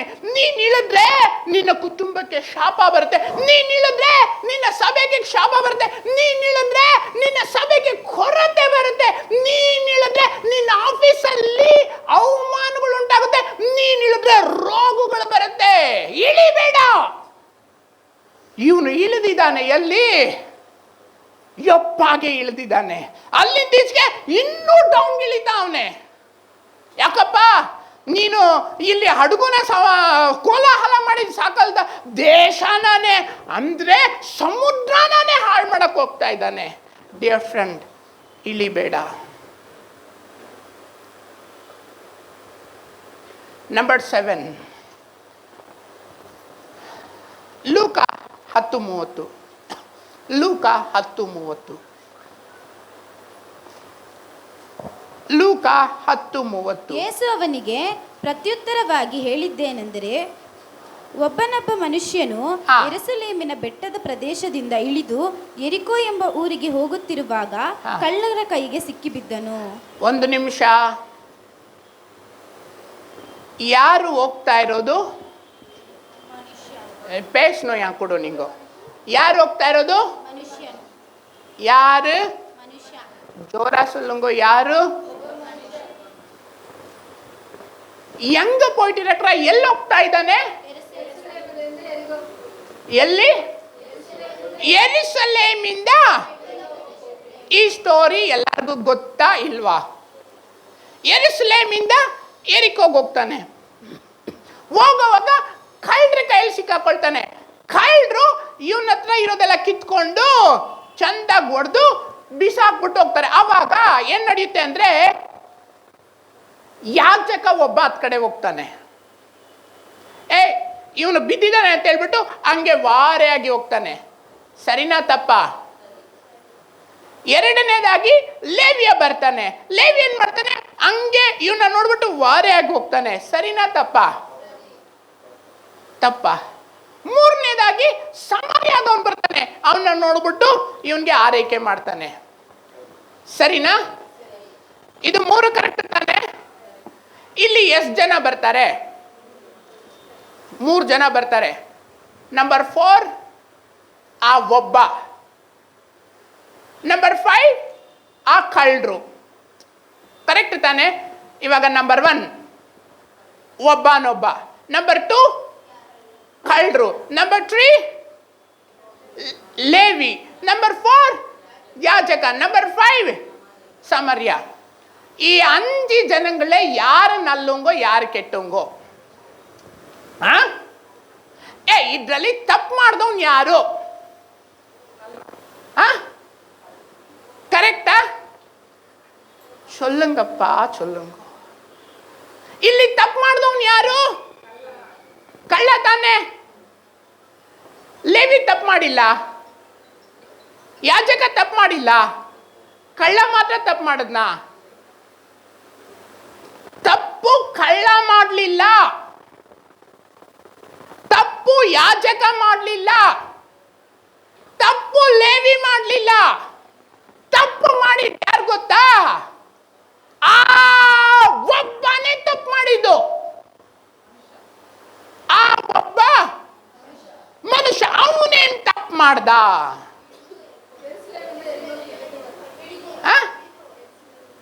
ಏನ್ ಹೋಗುತ್ತಪ್ಪ? ಏನ್ ಮಾಡ್ದ? ಯೆರೂಸಲೇಮಿಂದ ಯೆರಿಕೋಗೆ. ಡಿಯರ್ ಫ್ರೆಂಡ್, ಸಾಲೇಮ್ ಅನ್ನಕ ಎನ್ನ. ಸಾಲೇಮ್ ಅಂದ್ರೆ ಸಮಾಧಾನ.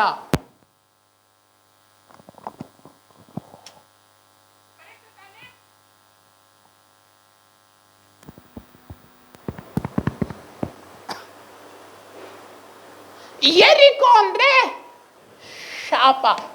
ಕರೆಕ್ಟ್ ತಾನೆ? ಯೆಹೋಶುವ 6ನೇ ಅಧ್ಯಾಯ 26ನೇ ವಚನ. ಯೆಹೋಶುವ 6ನೇ ಅಧ್ಯಾಯ 26ನೇ ವಚನ. ಅದೇ ಸಮಯದಲ್ಲಿ ಯೆಹೋಶುವನು ಇಸ್ರಾಯೇಲರಿಂದ ಪ್ರಯಾಣ ಮಾಡಿಸಿ ಅವರಿಗೆ ಈ ಯೆರಿಕೋ ಪಟ್ಟಣವನ್ನು ಕಟ್ಟುವುದಕ್ಕೆ ಕೈ ಹಚ್ಚುವ ಮನುಷ್ಯನು ಯೆಹೋವನ ದೃಷ್ಟಿಯಲ್ಲಿ ಶಾಪಗ್ರಸ್ತನಾಗಿರಲಿ. ಅಂತವನು ಅದಕ್ಕೆ ಅಸ್ತಿವಾರ ಹಾಕುವಾಗ ಚೊಚ್ಚಲು ಮಗನನ್ನು, ಹಿರಿ ಮಗನನ್ನು, ಬಾಗಿಲುಗಳನ್ನು ಇಡುವಾಗ ತನ್ನ ಕಿರಿ ಮಗನನ್ನು ಕಳೆದುಕೊಳ್ಳಲಿ. ಈ ಯೆರಿಕೋ ಅಂದ್ರೆ ಏನು? ಶಾಪ.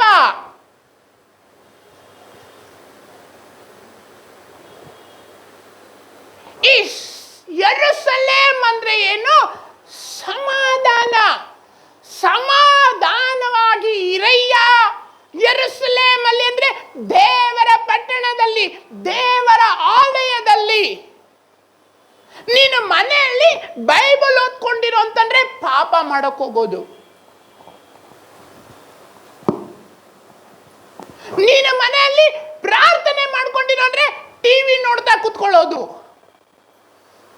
ನೀನು ನೀನು ಮನೆಯಲ್ಲಿ ದೇವರ ಸನ್ನಿಧಿಲಿ ಅನ್ನ ತರ ಹಗಲಿರುಳು ಉಪವಾಸ ಮಾಡ್ತಾ ಇರು ಅಂತ ಹೇಳಿದ್ರೆ ಫೋನ್ ತಕೊಂಡು ವೇಸ್ಟ್ ಫೆಲೋಗಳ ಹತ್ರ ವೇಸ್ಟ್ ಆಗಿ ಗಂಟೆಗಳ ಗಟ್ಲೆ ಮಾತಾಡೋದು.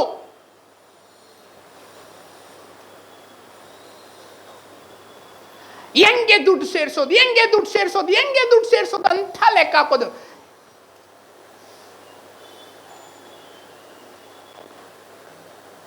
ನೀನು ಸಮಾಧಾನದ ನೆಲೆ, ಪ್ರಾರ್ಥನೆ, ಉಪವಾಸ, ಬೈಬಲ್ ರೀಡಿಂಗ್, ಹೇಗೆ ಇನ್ನೊಬ್ರಿಗೆ ಒಳ್ಳೇದ್ ಮಾಡೋದು, ಹೇಗೆ ಸೇವೆಗೆ ಒಳ್ಳೇದ್ ಮಾಡೋದು, ಹೇಗೆ ಕೆಲಸ ಒಳ್ಳೇದ್ ಮಾಡೋದು, ಸಾಲೇಮಲ್ಲಿರು ಅಂತಂದ್ರೆ ಶಾಪಕ್ಕೆ ಇಳಿದು ಹೋಗ್ತಾ ಇದ್ದೀಯಾ?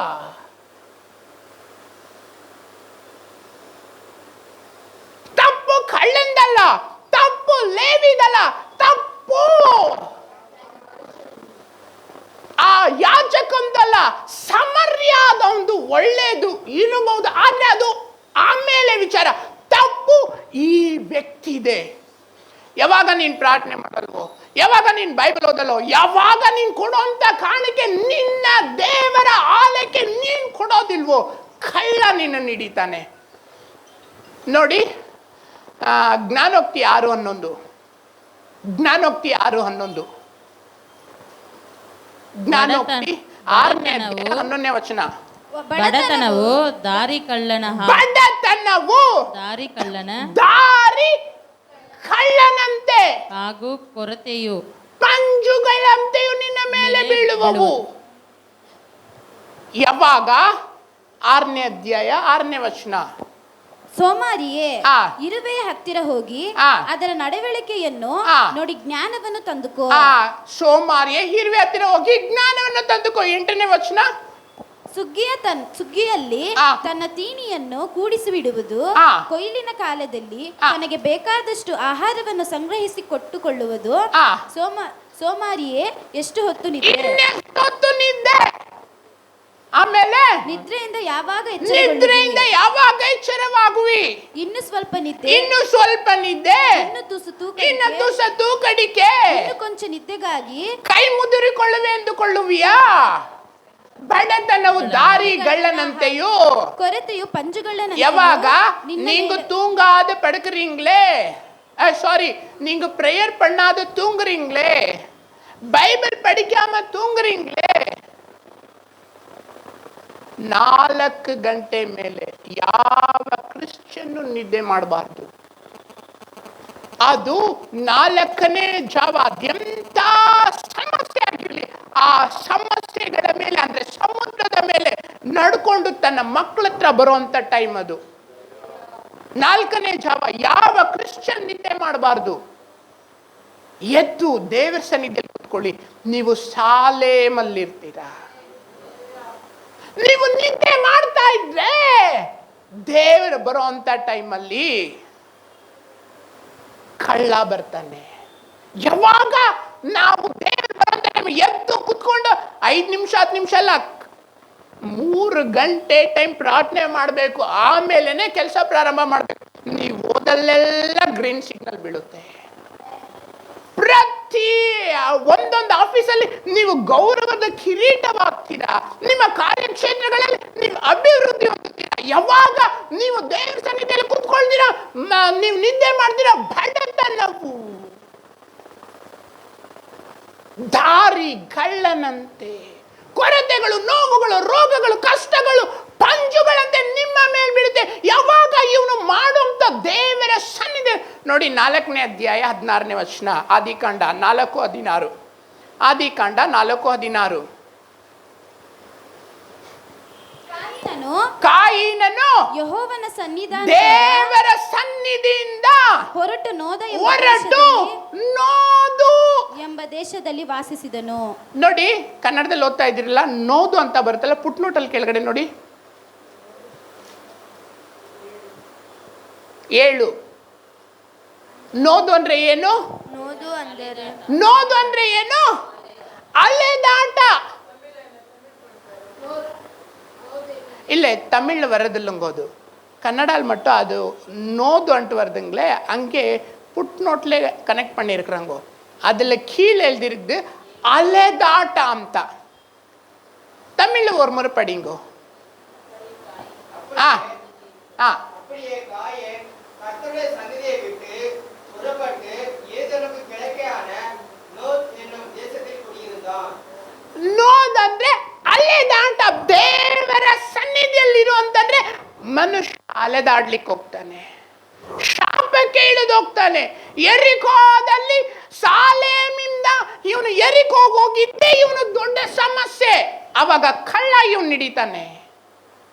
ನೀನು ಸಮಾಧಾನವಾಗಿರುವಂತ ನಿನ್ನ ಬೈಬಲ್ನ, ನೀನು ಸಮಾಧಾನವಾಗಿರುವಂತ ನಿನ್ನ ಜೀವನನ, ಸಮಾಧಾನವಾಗಿರುವಂತ ನಿನ್ನ ಕುಟುಂಬನ, ಸಮಾಧಾನವಾಗಿರುವಂತ ದಾಂಪತ್ಯನ, ಸಮಾಧಾನವಾಗಿರುವಂತ ಮಕ್ಕಳ ಜೀವನ, ಸಮಾಧಾನವಾಗಿರುವಂತ ಎಲ್ಲ ವಿಧದ ಬಿಟ್ಟು ನೀನು ಶಾಪಕ್ಕೆ ಪಾಪಕ್ಕೆ ಇಳಿದೋದ್ರೆ ಕಳ್ಳ ನಿನ್ನ ಹಿಡಿತಾನೆ.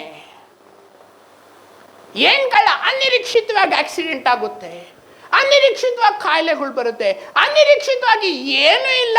ಅಲ್ಲಿ ಹೋಗ್ಬಿಟ್ಟು 2 ದಿವಸ ಏನಿಲ್ಲಪ್ಪ, ಏನು ಸಣ್ಣ ಪ್ರಾಬ್ಲಮ್, 3ನೇ ದಿವಸ ಡೆಡ್ ಬಾಡಿಗಳು ಅಷ್ಟೇ ಬರೋದು. ನಾನು ನೋಡಿದ್ದೀನಿ ಕಣ್ಣಾರೆ. ಚಂದಾಗಿದ್ದಲ್ಲ, ಚಂದಾಗೇ ಇದ್ದ, ಕಳ್ಳ ಬರ್ತಾನೆ. ನೀನು ಸಾಲೇಮಿಂದ ಇಳಿಬೇಡ ಶಾಪಕ್ಕೆ. ಬಂಗಾರದಂತ ಜೀವನನ ಇನ್ನೂ ಬಂಗಾರವಾಗಿ ಮೇಲಕ್ಕೇರಿ ಬಾ. ಹಲ್ಲೆಲೂಯಾ. ಹಲ್ಲೆಲೂಯಾ. 8ನೇದು, ಎಷ್ಟನೇದು? 7ನೇದ 8ನೇದ? 8ನೇದು, ಮೇಲೇರಿ ಬಾ. ಲಾಜರನು, ಯೋಹಾನ 11ನೇ 43ನೇ ವಚನ, ಯೋಹಾನ 11:43, ಯೋಹಾನ 11:43. ಹೇಳಿದ ಮೇಲೆ ಹಾ. ದೊಡ್ಡ ಶಬ್ದದಿಂದ ಹಾ. ಲಾಜರನೇ ಹೊರಗೆ ಬಾ ಲಾಜರನೇ ಹೊರಗೆ ಬಾ ಎಂದು ಕೂಗಿದನು. ಸರಿ, ಸಮಾಧಿಗಳು ಹೇಗಿರ್ತವೆ? ನೋ ನೋ ನೋ ನೋ ಅವರ ಸಮಾಧಿಗಳು ಹೆಂಗಿರುತ್ತೆ? ಗವಿಗಳು, ಗವಿಗಳು ತಾನೆ. ಗವಿಗಳು ಅಂದ್ರೆ ಏನು? ಕರೆಕ್ಟ್. ಅಪ್ ಇರುತ್ತಾ ಡೌನ್ ಇರುತ್ತಾ? ಡೌನ್ ಇರುತ್ತೆ ತಾನೆ. ಇವನ್ನ ಏನ್ ಮಾಡ್ತಾರೆ? ಫುಲ್ ಕಟ್ಟಿಬಿಟ್ಟಿರ್ತಾರೆ. Yes or no?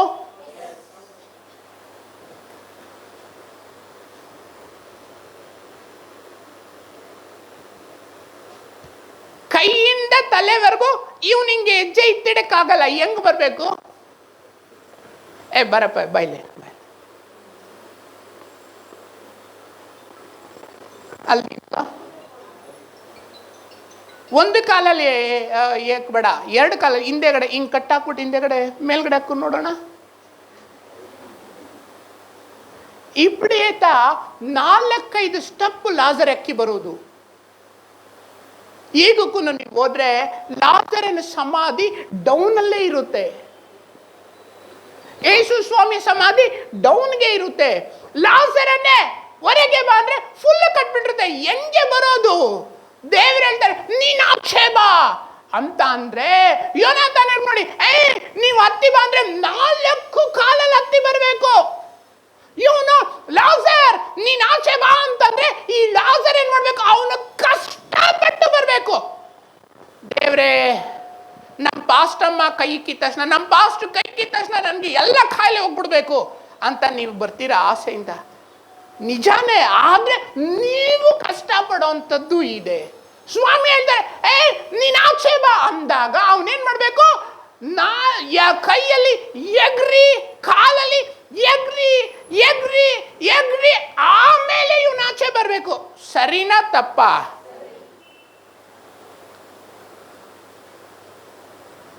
இந்த ಫಾಸ್ಟ್ ಫುಡ್ ಮಾರಿ, ಈ ಫೋನ್ ಪೇ ಗೂಗಲ್ ಪೇ ಮಾರಿ ಪಾಸ್ಟ್ರು இப்படி அண்ணக்கா ஹீலிங் மிராக்கல்ஸ் நடக்கணும்ட்டு எதிர்பார்க்குறாங்க ஜனங்க. அது போல அண்ணக்கா யானோ இந்த பாஸ்டர் சரியில்லை. ಕರೆಕ್ಟ್ ತಾನೆಂಗ?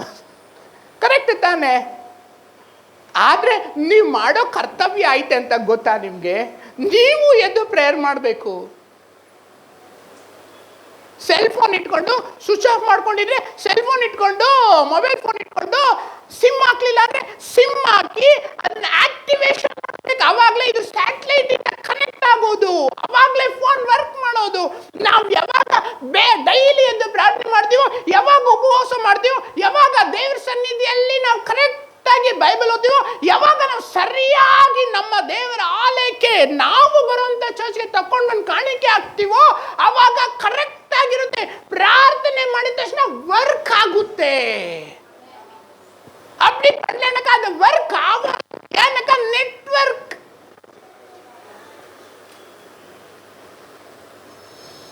என்ன இருக்குது?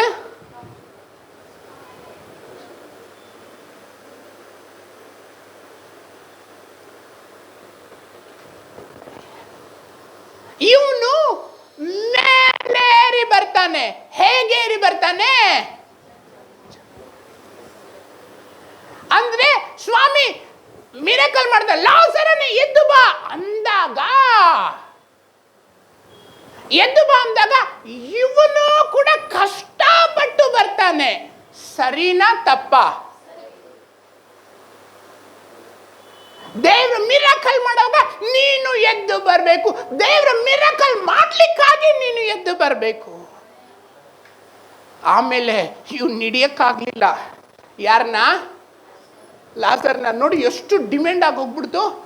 12ನೇ ಅಧ್ಯಾಯ 9ನೇ ವಚನ, ಯೋಹಾನ 12ನೇ ಅಧ್ಯಾಯ 9ನೇ ವಚನ, ನೀನೇ ಮೇಲೇರಿ ಬಂದಾಗ ಯಹೂದ್ಯರು ಜನಸಮೂಹವು ಆತನು ಅಲ್ಲಿ ಇದ್ದಾನೆಂದು ತಿಳಿದು ಯೇಸುವನ್ನು ನೋಡುವುದಕ್ಕಾಗಿ ಮಾತ್ರವಲ್ಲದೆ ಆತನು ಸತ್ತವರೊಳಗಿಂದ ಎಬ್ಬಿಸಿದ ಲಾಜರನನ್ನು ಸಹ ನೋಡಬೇಕೆಂಬುದಾಗಿ ಬಂದರು. ಜೀಸಸ್ನ ನೋಡ್ತಾರೆ. ಜೀಸಸ್ನ ನೋಡ್ಬಿಟ್ಟು ಎಲ್ಲಿ ಸ್ವಲ್ಪ ಸ್ವಲ್ಪ ಇದ್ಕಡೆ ಬಾ. ಅವನೇನ ಲಾಜರು? ಹೌದೌದು ಅವನೇ. ನೋಡು ನೋಡು ನೋಡು ನೋಡು, ಪರವಾಗಿಲ್ಲ, ಊಟ ಮಾಡ್ತಾ ಅವ್ನು ಚಂದಾಗ, ಅವನೇ ಆರೋಗ್ಯವಾಗ, ಅವನೇನ 4 ದಿವಸ ಆಗಿದ್ದ ಸತ್ತು. ಹೌದೌದು 4 ದಿವಸ ಆಗಿತ್ತು. ಯೇಸು ಸ್ವಾಮಿ ಇಬ್ರು ಎಬ್ಬಿಸ್ತಾರೆ. ಅವರೆಲ್ಲ ಅವತ್ತೇ ಸತ್ತಿದ್ದು, ಎಬ್ಸಿದ್ದು. ಸಮಾಧಿಗೆ ಹೋಗೋಕೆ ಮುಂಚೆನೆ ಎಬ್ಬಿಸ್ಬಿಟ್ರು. ಇವರು 4 ದಿವಸ ಆಗೋಗ್ಬಿಟ್ಟಿತ್ತು. ದೇಹ ಕೆಟ್ಟೋಗಿತ್ತಲ್ಲ. ಹೆಂಗೆ ಈ ಮಿರಾಕಲ್, ಹೆಂಗೆ ಈ ಅದ್ಭುತ? ನಿಜವಾಗ್ಲೂ ಇವನು ಮೆಸ್ಸಿಯಾನೆ. ಹಲ್ಲೆಲೂಯಾ. ನೀನು ಯಾವಾಗ ನೀನು ಪಾಪವೆಂಬ ಗುಣಿಯಿಂದ, ಯಾವಾಗ ನೀನು ಶಾಪವೆಂಬ ಗುಣಿಯಿಂದ, ಯಾವಾಗ ನೀನು ಬೈಬಲೇ ಇಲ್ಲ, ಇನ್ನು ಮೇಲೆ ಬೈಬಲ್ ಓದ್ತೀನಿ, ಪ್ರಾರ್ಥನೆ ಇಲ್ಲ, ಇನ್ನು ಮೇಲೆ ಪ್ರಾರ್ಥನೆ ಮಾಡ್ತೀನಿ, ಇನ್ನು ಮೇಲೆ ಸತ್ರುನು ನಾನು ಪಾಪ ಮಾಡಲ್ಲ, ಆ ತರ ಗುಣಿಯಿಂದ ಎದ್ದು ಬಂದಾಗ ಸಮಾಜ ಬಂದು ನಿನ್ನ ನೋಡುತ್ತೆ. ಎಲ್ಲಿ ಲಾಜರ್ನ ನೋಡ್ಬೇಕು. ಜೀಸಸ್ನ ನೋಡ್ಬಿಟ್ಟು ಹೋಗಯ್ಯ ಲಾಜರ್ ಹತ್ರನೇ. ಜೀಸಸ್ ಅಂದ್ರೆ ಏನ್ ಗೊತ್ತಾ? ಲಾಜರ್ ಏನಪ್ಪ ಹಂಗಂದ್ರೆ, ಜೀಸಸ್ ಮಿರಕಲ್ ಮಾಡೋದೇ ಅದು. ಜೀಸಸ್ ಅದ್ಭುತನೇ ಲಾಜರ್. ನಾವು ನೋಡ್ಬೇಕಾಗಿದ್ದು ಜೀಸಸ್ನ ಹೆಂಗೆ ಮುಖ್ಯವಾಗಿ ನೋಡ್ತೀವಿ, ಅದೇ ತರ ಲಾಜರ್ನ ನೋಡ್ಬೇಕು. ಯಾಕೆ? ಲಾಜರ್ ಯಾರು ಅಂದ್ರೆ ದೇವರ ಅದ್ಭುತ. ನೀನು ಮೇಲೇರಿ ಬಂದಾಗ ಅದ್ಭುತ ನೀನಾಗ್ತೀಯ. ಜನ ನೀನು ನೋಡಕ್ ಓಡ್ ಬರ್ತಾರೆ. ನೀನು ಬಿಲಿವರ್ ಆಗಿರು, ನೀನು ಲೇಡೀಸ್ ಆದ್ರೂ ಆಗಿರು, ನೀನು ಗಂಡಸಾದ್ರೂ ಆಗಿರು, ನೀನು ವಯಸ್ಸಾಗಿರೋನಾಗಿರು, ನೀನು ಚಿಕ್ಕ ಮಗು ಆಗಿರು, ನೀನು ಪಾಸ್ಟ್ ಆದ್ರೂ ಆಗಿರು, ಯಾರಾದ್ರೂ ನೀನು ನೋಡ್ಲಿಕ್ಕೆ ಓಡ್ ಬರ್ತಾರೆ ಜನ. ಯಾವಾಗ? ನೀನು ಮೇಲೇರಿ ಬಂದಾಗ. ಹಲ್ಲೆಲೂಯಾ. ನೀನು ಮೇಲೇರಿ ಬಾ, ದೇವರು ನಿನಗೆ ಉನ್ನತ ಸಿಂಹಾಸನ ಕೊಡ್ತಾರೆ. ಅಪೊಸ್ತಲರ ಕೃತ್ಯ 1ನೇ ಅಧ್ಯಾಯ 9ನೇ ವಚನ. ಅಪೊಸ್ತಲರ ಕೃತ್ಯ 1ನೇ ಅಧ್ಯಾಯ 9ನೇ ವಚನ. ಮಾತುಗಳನ್ನು ಹೇಳಿದ ಬಳಿಕ ಅವರು ನೋಡುತ್ತಾ ಇದ್ದ ಹಾಗೆ ಆತನು ಏರಿಸಲ್ಪಟ್ಟನು. ನೋಡುತ್ತಾ ಇದ್ದ ಹಾಗೆ ಯಜ್ಞದ ಕುರಿಯಾದ ಆತನು ಅಂತರಿಕ್ಷಕ್ಕೆ ಏರಿಸಲ್ಪಟ್ಟನು. ಮೋಡವು ಆತನನ್ನು ಕವಿದುಕೊಂಡಿತು. ಅವರು ಕಣ್ಣಿಗೆ ಮರೆಯಾದನು. ಹಾಗೆ ಉನ್ನತಕ್ಕೆ ಏರಿಸಲ್ಪಡ್ತಾನೆ. ದೇವ್ರೇನ್ ಮಾಡ್ತಾರೆ ಗೊತ್ತಾ? 1ನೇ ಅಧ್ಯಾಯ 20ನೇ ವಚನ. ಎಫೆಸ್ ಪತ್ರಿಕೆ 1ನೇ ಅಧ್ಯಾಯ 20ನೇ ವಚನ. ಎಫೆಸ್ ಪತ್ರಿಕೆ 1ನೇ ಅಧ್ಯಾಯ 20ನೇ ವಚನ. ಯಾವಾಗ ದೇವ್ರು ಯೇಸು ಸ್ವಾಮಿ ಮೇಲೇರಿ ಬರ್ತಾರೋ ಇನ್ನು ಉನ್ನತ ಸ್ಥಾನ ದೇವ್ರು ಕೊಡ್ತಾರೆ. ಎಫೆಸ್ 1ನೇ ಅಧ್ಯಾಯ 20ನೇ ವಚನ.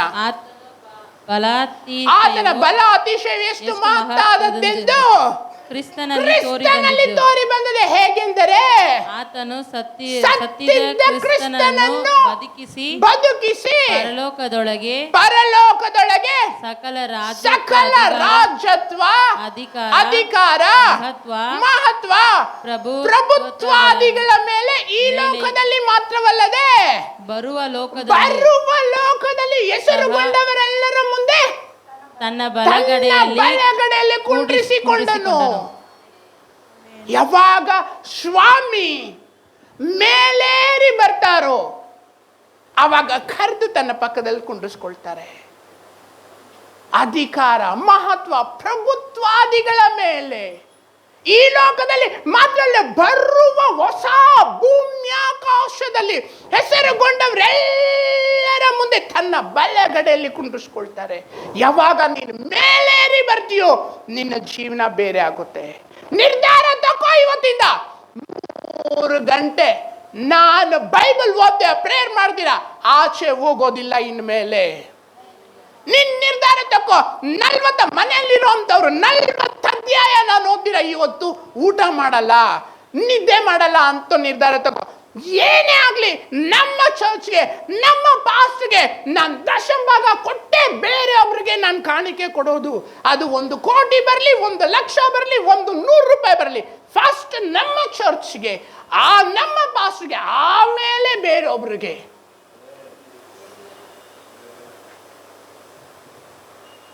ನಿನ್ ನಿರ್ಧಾರ ತಕ್ಕೋ. ಸತ್ರುನು ಪಾಪ ಮಾಡಲ್ಲ.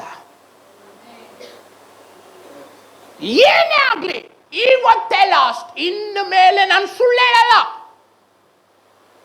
ಇವತ್ತೇ ಲಾಸ್ಟ್, ನಾನು ಸುಳ್ಳು ಹೇಳಲ್ಲ. ಇವತ್ತೇ ಲಾಸ್ಟ್, ಮಮ್ಮಿ ಡ್ಯಾಡಿಗೆ ಚೀಟಿಂಗ್ ಮಾಡಲ್ಲ. ಇವತ್ತೇ ಲಾಸ್ಟ್, ಗಂಡನ್ಗೆ ಚೀಟಿಂಗ್ ಮಾಡಲ್ಲ. ಇವತ್ತೇ ಲಾಸ್ಟ್, ನನ್ನ ಹೆಂಡತಿಗೆ ನಾನು ಚೀಟಿಂಗ್ ಮಾಡಲ್ಲ. ಇವತ್ತೇ ಲಾಸ್ಟ್, ನನ್ನ ಮಕ್ಕಳಿಗೆ ಮೋಸ ಮಾಡಲ್ಲ. ನನ್ನ ಮಕ್ಳಿಗೆ ಕೊಡೋದನ್ನ ತಗೊಂಡೋಗಿ ಬೇರೆ ಯಾರಿಗೋ ಕೊಡಲ್ಲ. ಈ ಹೊತ್ತೇ ಲಾಸ್ಟ್, ನನ್ನ ಹೆಂಡತಿ ಮಕ್ಕಳಿಗೆ ಕೊಡುವಂಥ ದುಡ್ಡನ್ನು ತಗೊಂಡೋಗ್ಬಿಟ್ಟು ಬೇರೆ ಯಾರಿಗೋ ಇಕ್ಕಲ್ಲ. ಈ ಹೊತ್ತೇ ಲಾಸ್ಟ್, ಮೇಲೆ ಬನ್ನಿ. ಹಲ್ಲೆಲೂಯಾ. ಕೊನೆಯದೊಂದು ಮಾತು, ಪ್ರಕಟಣೆ 11ನೇ ಅಧ್ಯಾಯ 12ನೇ ವಚನ.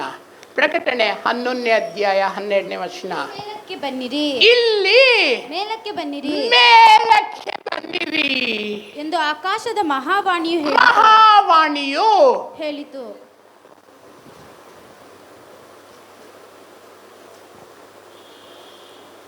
ಯೋಹಾನ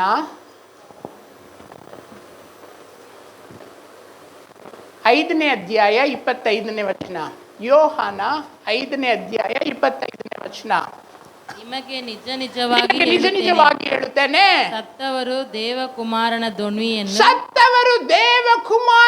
ಧ್ವನಿಯನ್ನು ಕೇಳಿ ಕಾಲ ಬರುತ್ತಿದೆ, ಕೇಳುವ ಕಾಲ ಬರುತ್ತದೆ, ಅದು ಈಗಲೇ.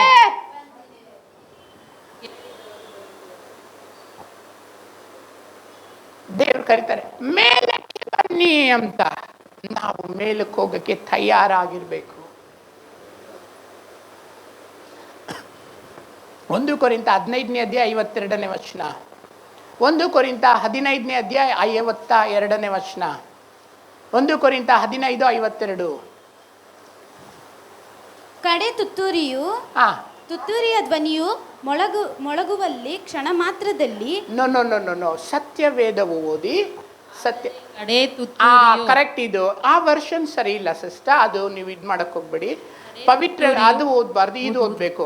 ಆದ್ರೆ ಕಡೆ ತುತ್ತೂರಿಯು ಧ್ವನಿಯಾಗುವಾಗ ನಾವೆಲ್ಲರೂ ಒಂದೇ ಕ್ಷಣದಲ್ಲಿ ರೆಪ್ಪೆ ಬಡಿಯುವ ಎತ್ತಲ್ಪಡುವೆವು. ಗಮನಿಸಿ, ಕಡೆ ತುತ್ತೂರಿ ಧ್ವನಿಯಾಗುವಾಗ ನಾವೆಲ್ಲರೂ ಒಂದು ಕ್ಷಣದಲ್ಲೇ ರೆಪ್ಪೆ ರೆಪ್ಪೆ ನೋಡಿ, ಕಡೆ ತುತ್ತೂರಿ ಆಗುತ್ತೆ. ಕಡೆ ತುತ್ತೂರಿ ಊದಾಗ ಹಿಂಗೆ ಒಂದು ಸೆಕೆಂಡ್ಗೆ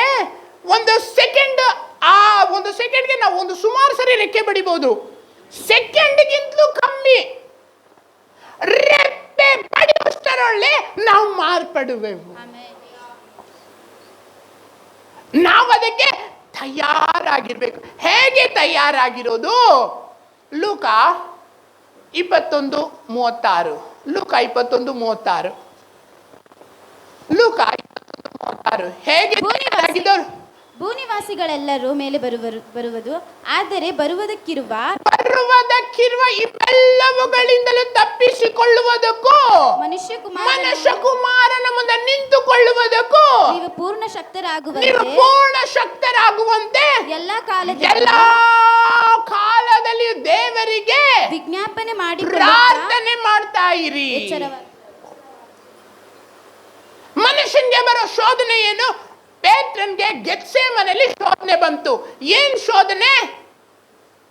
ಸೈತಾನ ಬಂದು ಹಿಂಗೆ ಬಿಲ್ಲು ಬಾಣ ಇಟ್ಕೊಂಡು ನಿಂತ್ಕೊಳ್ತಾನೆ. ಸೈತಾನ ಬಂದು AK-47 ನೋ ಅವನಿಗೆ ಶೋಧನೆ ಬಂದಿದ್ದು ಏನ್ ಗೊತ್ತಾ? ನಿದ್ದೆ. ನೆಕ್ಸ್ಟ್ ಡೇ ಏನಾಯ್ತು? ಸೋತೋಗ್ಬಿಟ್ಟ. ಗೆತ್ಸೇಮನೆ ತೋಟದಲ್ಲಿ ಬೆವರು ನೀರು ರಕ್ತದ ಹಾಗೆ ಬೀಳೋ ತರ ಸ್ವಾಮಿ ಪ್ರಾರ್ಥನೆ ಮಾಡಿದ್ರು, ಶಿಲುಬೆಯಲ್ಲಿ ಗೆದ್ದು ಬಿಟ್ರು. ಇಲ್ಲಿ ಶೋಧನೆ ಅಂದ್ರೆ ಏನು? ನಿದ್ದೆ, ಸಣ್ಣ ನಿದ್ದೆ. ಬೇರೆ ಬೇರೆ ಶೋಧನೆಗಳು ಬೇರೆ. ಅದು ಸಣ್ಣದಾಗಿ ನಿದ್ದೆ ಮಾಡು, ಪ್ರಾರ್ಥನೆ ಮಾಡಬೇಡ, ಅಷ್ಟು ಸಾಕು ನಿನ್ನ ಬರುವಿಕೆಯಲ್ಲಿ ಕೈ ಬಿಡಲ್ಪಡ್ಲಿಕ್ಕೆ. ಬೈಬಲ್ ಅಲ್ಲಿ ಹೇಳುತ್ತೆ, ಇವೆಲ್ಲವುಗಳಿಂದ ತಪ್ಪಿಸಿಕೊಳ್ಳೋದಕ್ಕೂ ಮನುಷ್ಯ ಕುಮಾರನ ಮುಂದೆ ನಿಂತುಕೊಳ್ಳೋದಕ್ಕೂ ನೀವು ಪೂರ್ಣ ಶಕ್ತರಾಗುವಂತೆ ಯಾವಾಗಲೂ ದೇವರಿಗೆ ಪ್ರಾರ್ಥನೆ ಮಾಡ್ತಾ ಇರ್ರಿ. ರೆಗ್ಯುಲರ್ ಆಗಿ ನಾವು ಪ್ರಾರ್ಥನೆ ಮಾಡ್ತಾ ಇರಬೇಕು. ಬೆಳಗಿನ ಜಾವ ಎದ್ದು ಪ್ರೇಯರ್ ಲೈಫ್, ಬೈಬಲ್ ರೀಡಿಂಗ್, ಹೋಲಿ ಲೈಫ್ ಇಲ್ದಿರೋಂಥವ್ರು ಕೈ ಬಿಡಲ್ಪಡ್ತಾರೆ. ಡಿಯರ್ ಫ್ರೆಂಡ್, ಬೆಳಗಿನ ಜಾವನೇ ಎದ್ದು ನಿಂತ್ಕೋ. ದೇವರು ಒಂದ್ಸರಿ ತುತ್ತೂರಿ ಓದ್ತಾರೆ. ಕಡೆ ತುತ್ತೂರಿ ಓದುವಾಗ ಕ್ಷಣ ಮಾತ್ರದಲ್ಲೇ ನಾವು ಮಾರ್ಪಡ್ತೇವೆ. ಹಲ್ಲೆಲೂಯಾ. 1 ಯೋಹನ 2:28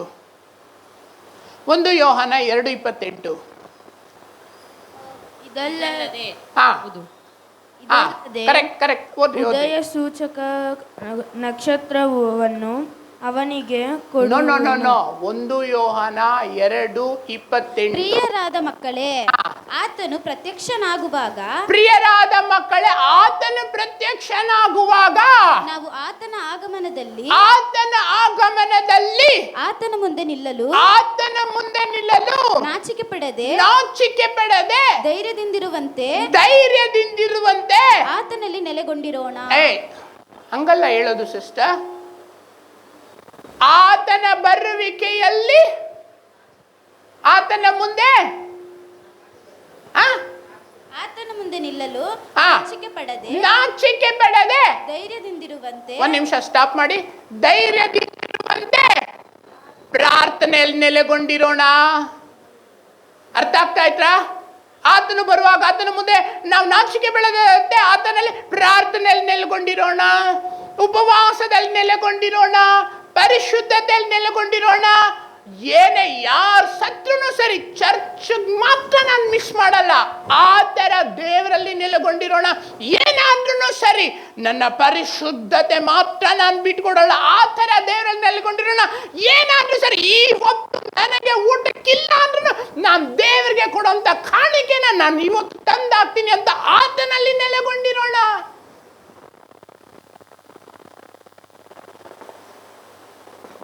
ಆತನಲ್ಲಿ ನೆಲೆಗೊಂಡಿರೋಣ. ಹಲ್ಲೆಲೂಯಾ. ಮೇಲೇರಿ ಬಾ. 2 ತಿಮೋಥಿ 4:8 ವಚನ. 2 ತಿಮೋಥಿ 4:8 ವಚನ. 2 ತಿಮೋಥಿ 4:8. ನೀತಿವಂತರಿಗೆ ದೊರಕುವ ಜಯಮಾಲೆಯು ಮುಂದೆ ನನಗೆ ಸಿದ್ಧವಾಗಿದೆ.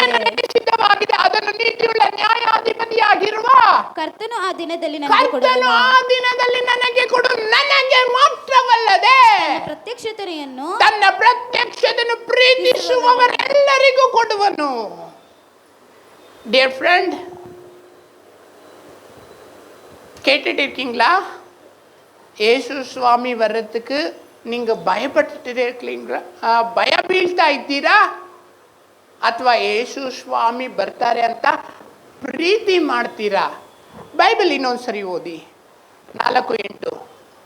ನೀತಿವಂತರಿಗೆ ದೊರಕುವ ಜಯಮಾಲೆಯು ಮುಂದೆ ನನಗೆ ಸಿದ್ಧವಾಗಿದೆ. ಓಕೆ, ಅದು ನೀತಿಯುಳ್ಳ ನ್ಯಾಯಾಧಿಪತಿಯಾಗಿರುವ ಕರ್ತನು ಆ ದಿನದಲ್ಲಿ ನನಗೆ ಕೊಡುವನು. ಆ ದಿನದಲ್ಲಿ ನನಗೆ ಕೊಡುವನು. ಪೌಲ ಹೇಳ್ತದ್ದು, ಆಮೇಲೆ ನನಗೆ ಮಾತ್ರವಲ್ಲದೆ ತನ್ನ ಪ್ರತ್ಯಕ್ಷತೆಯನ್ನು ಪ್ರೀತಿಸುವವರೆಲ್ಲರಿಗೂ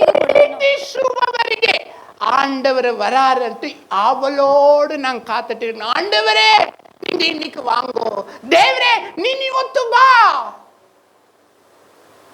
ಈ ಹೊತ್ತೇ ಬಾ, ಈಗಲೇ ಬಾ, ಈ ಹೊತ್ತೇ ಬಾ ಅಂತ ಪ್ರತಿದಿನ ನಾವು ಪ್ರಾರ್ಥನೆ ಮಾಡ್ಬೇಕು. ಯಾಕೆಂದ್ರೆ ನೀತಿಯುಳ್ಳ ನ್ಯಾಯಾಧಿಪತಿ ಆಗಿರೋ ಕರ್ತನ್ ತಾನೇ ಆ ದಿನದಲ್ಲಿ ನಮಗೆ ಬಹುಮಾನ ಕೊಡುವನು. ಪೌಲ ಹೇಳ್ತಾರೆ, ನನಗೆ ಮಾತ್ರ ಅಲ್ಲ, ತನ್ನ ಪ್ರತ್ಯಕ್ಷತೆಯನ್ನು ಪ್ರೀತಿಸುವವರೆಲ್ಲರಿಗೂ ಕೊಡ್ತಾನೆ. ಮೇಲಕ್ಕೆ ಬಾ, ಒಂದು ದಿನ ಬರುತ್ತೆ ಡಿಯರ್ ಫ್ರೆಂಡ್, ಅವಾಗ ನ್ಯಾಯ ತೀರ್ಪು ಏನ್ ನಡೆಯುತ್ತೋ ಏನೋ ನೋ ಅದಲ್ಲ. ಈ ಹೊತ್ತು ನೀನ್ ಏನ್ ಮಾಡ್ತೀಯೋ ಅದ್ರ ಮೇಲೆನೆ ಅವತ್ತು ಗೊತ್ತಾಗ್ತಾ ಆಯ್ತಾ ನಿಮ್ಗೆ? ನಾಳೆ ಭಯಂಕರವಾಗಿ ಏನ್ ನೋ ಅದು ಏನಾದ್ರೂ ಆಗಿರಲಿ, ಈ ಹೊತ್ತು ನೀನ್ ನ್ಯಾಯವಾಗಿ ಜೀವನ ಮಾಡು. ದೇವರಿಗೆ, ಸಭೆಗೆ, ಬೈಬಲ್ಗೆ, ಮನಸ್ಸಾಕ್ಷಿಗೆ, ದೇವರಾತ್ಮನ್ಗೆ ಸರಿಯಾಗಿ ನಡಿ. ನ್ಯಾಯ ತೀರ್ಪು ಬಂದಾಗ ಜೋಬಲ್ ಕೈ ಇಟ್ಕೊಂಡು ನಿಂತ್ಕೊಳ್ತೀನಿ, ದೇವ್ರೆ ತೆಗಿ ನನ್ ಬುಕ್ಕು ಬೇಗ, ಯಾಕೆ ಲೇಟ್ ಮಾಡ್ತಾ ಇದ್ದೆ, ತೆಗಿ ಬುಕ್ಕು, ನನಗ್ ನ್ಯಾಯ ಕೊಡು ಅಂತ ಹೇಳಿ ಧೈರ್ಯವಾಗಿ ಆತನ ನ್ಯಾಯಾಸನದ ಮುಂದೆ ನಿಂತ್ಕೊಳ್ತೀವಿ.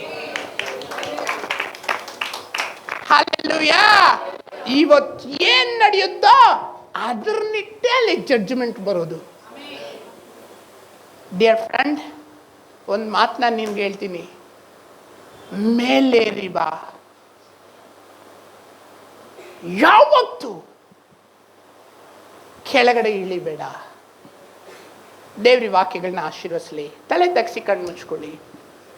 ಯೇಸು ಸ್ವಾಮಿ, ಪರಿಶುದ್ಧಾತ್ಮನ ದೇವರೇ, ವಾಕ್ಯವನ್ನು ಕೇಳುತ್ತಿರೋ ಪ್ರತಿಯೊಬ್ಬೊಬ್ಬರು ಮೇಲೇರಿ ಬರಲಿ. ಯೇಸುವಿನ ಹೆಸರಿನಲ್ಲಿ ಪ್ರಾರ್ಥಿಸುತ್ತೇವೆ. ಆಮೇನ್, ಆಮೇನ್, ಆಮೇನ್.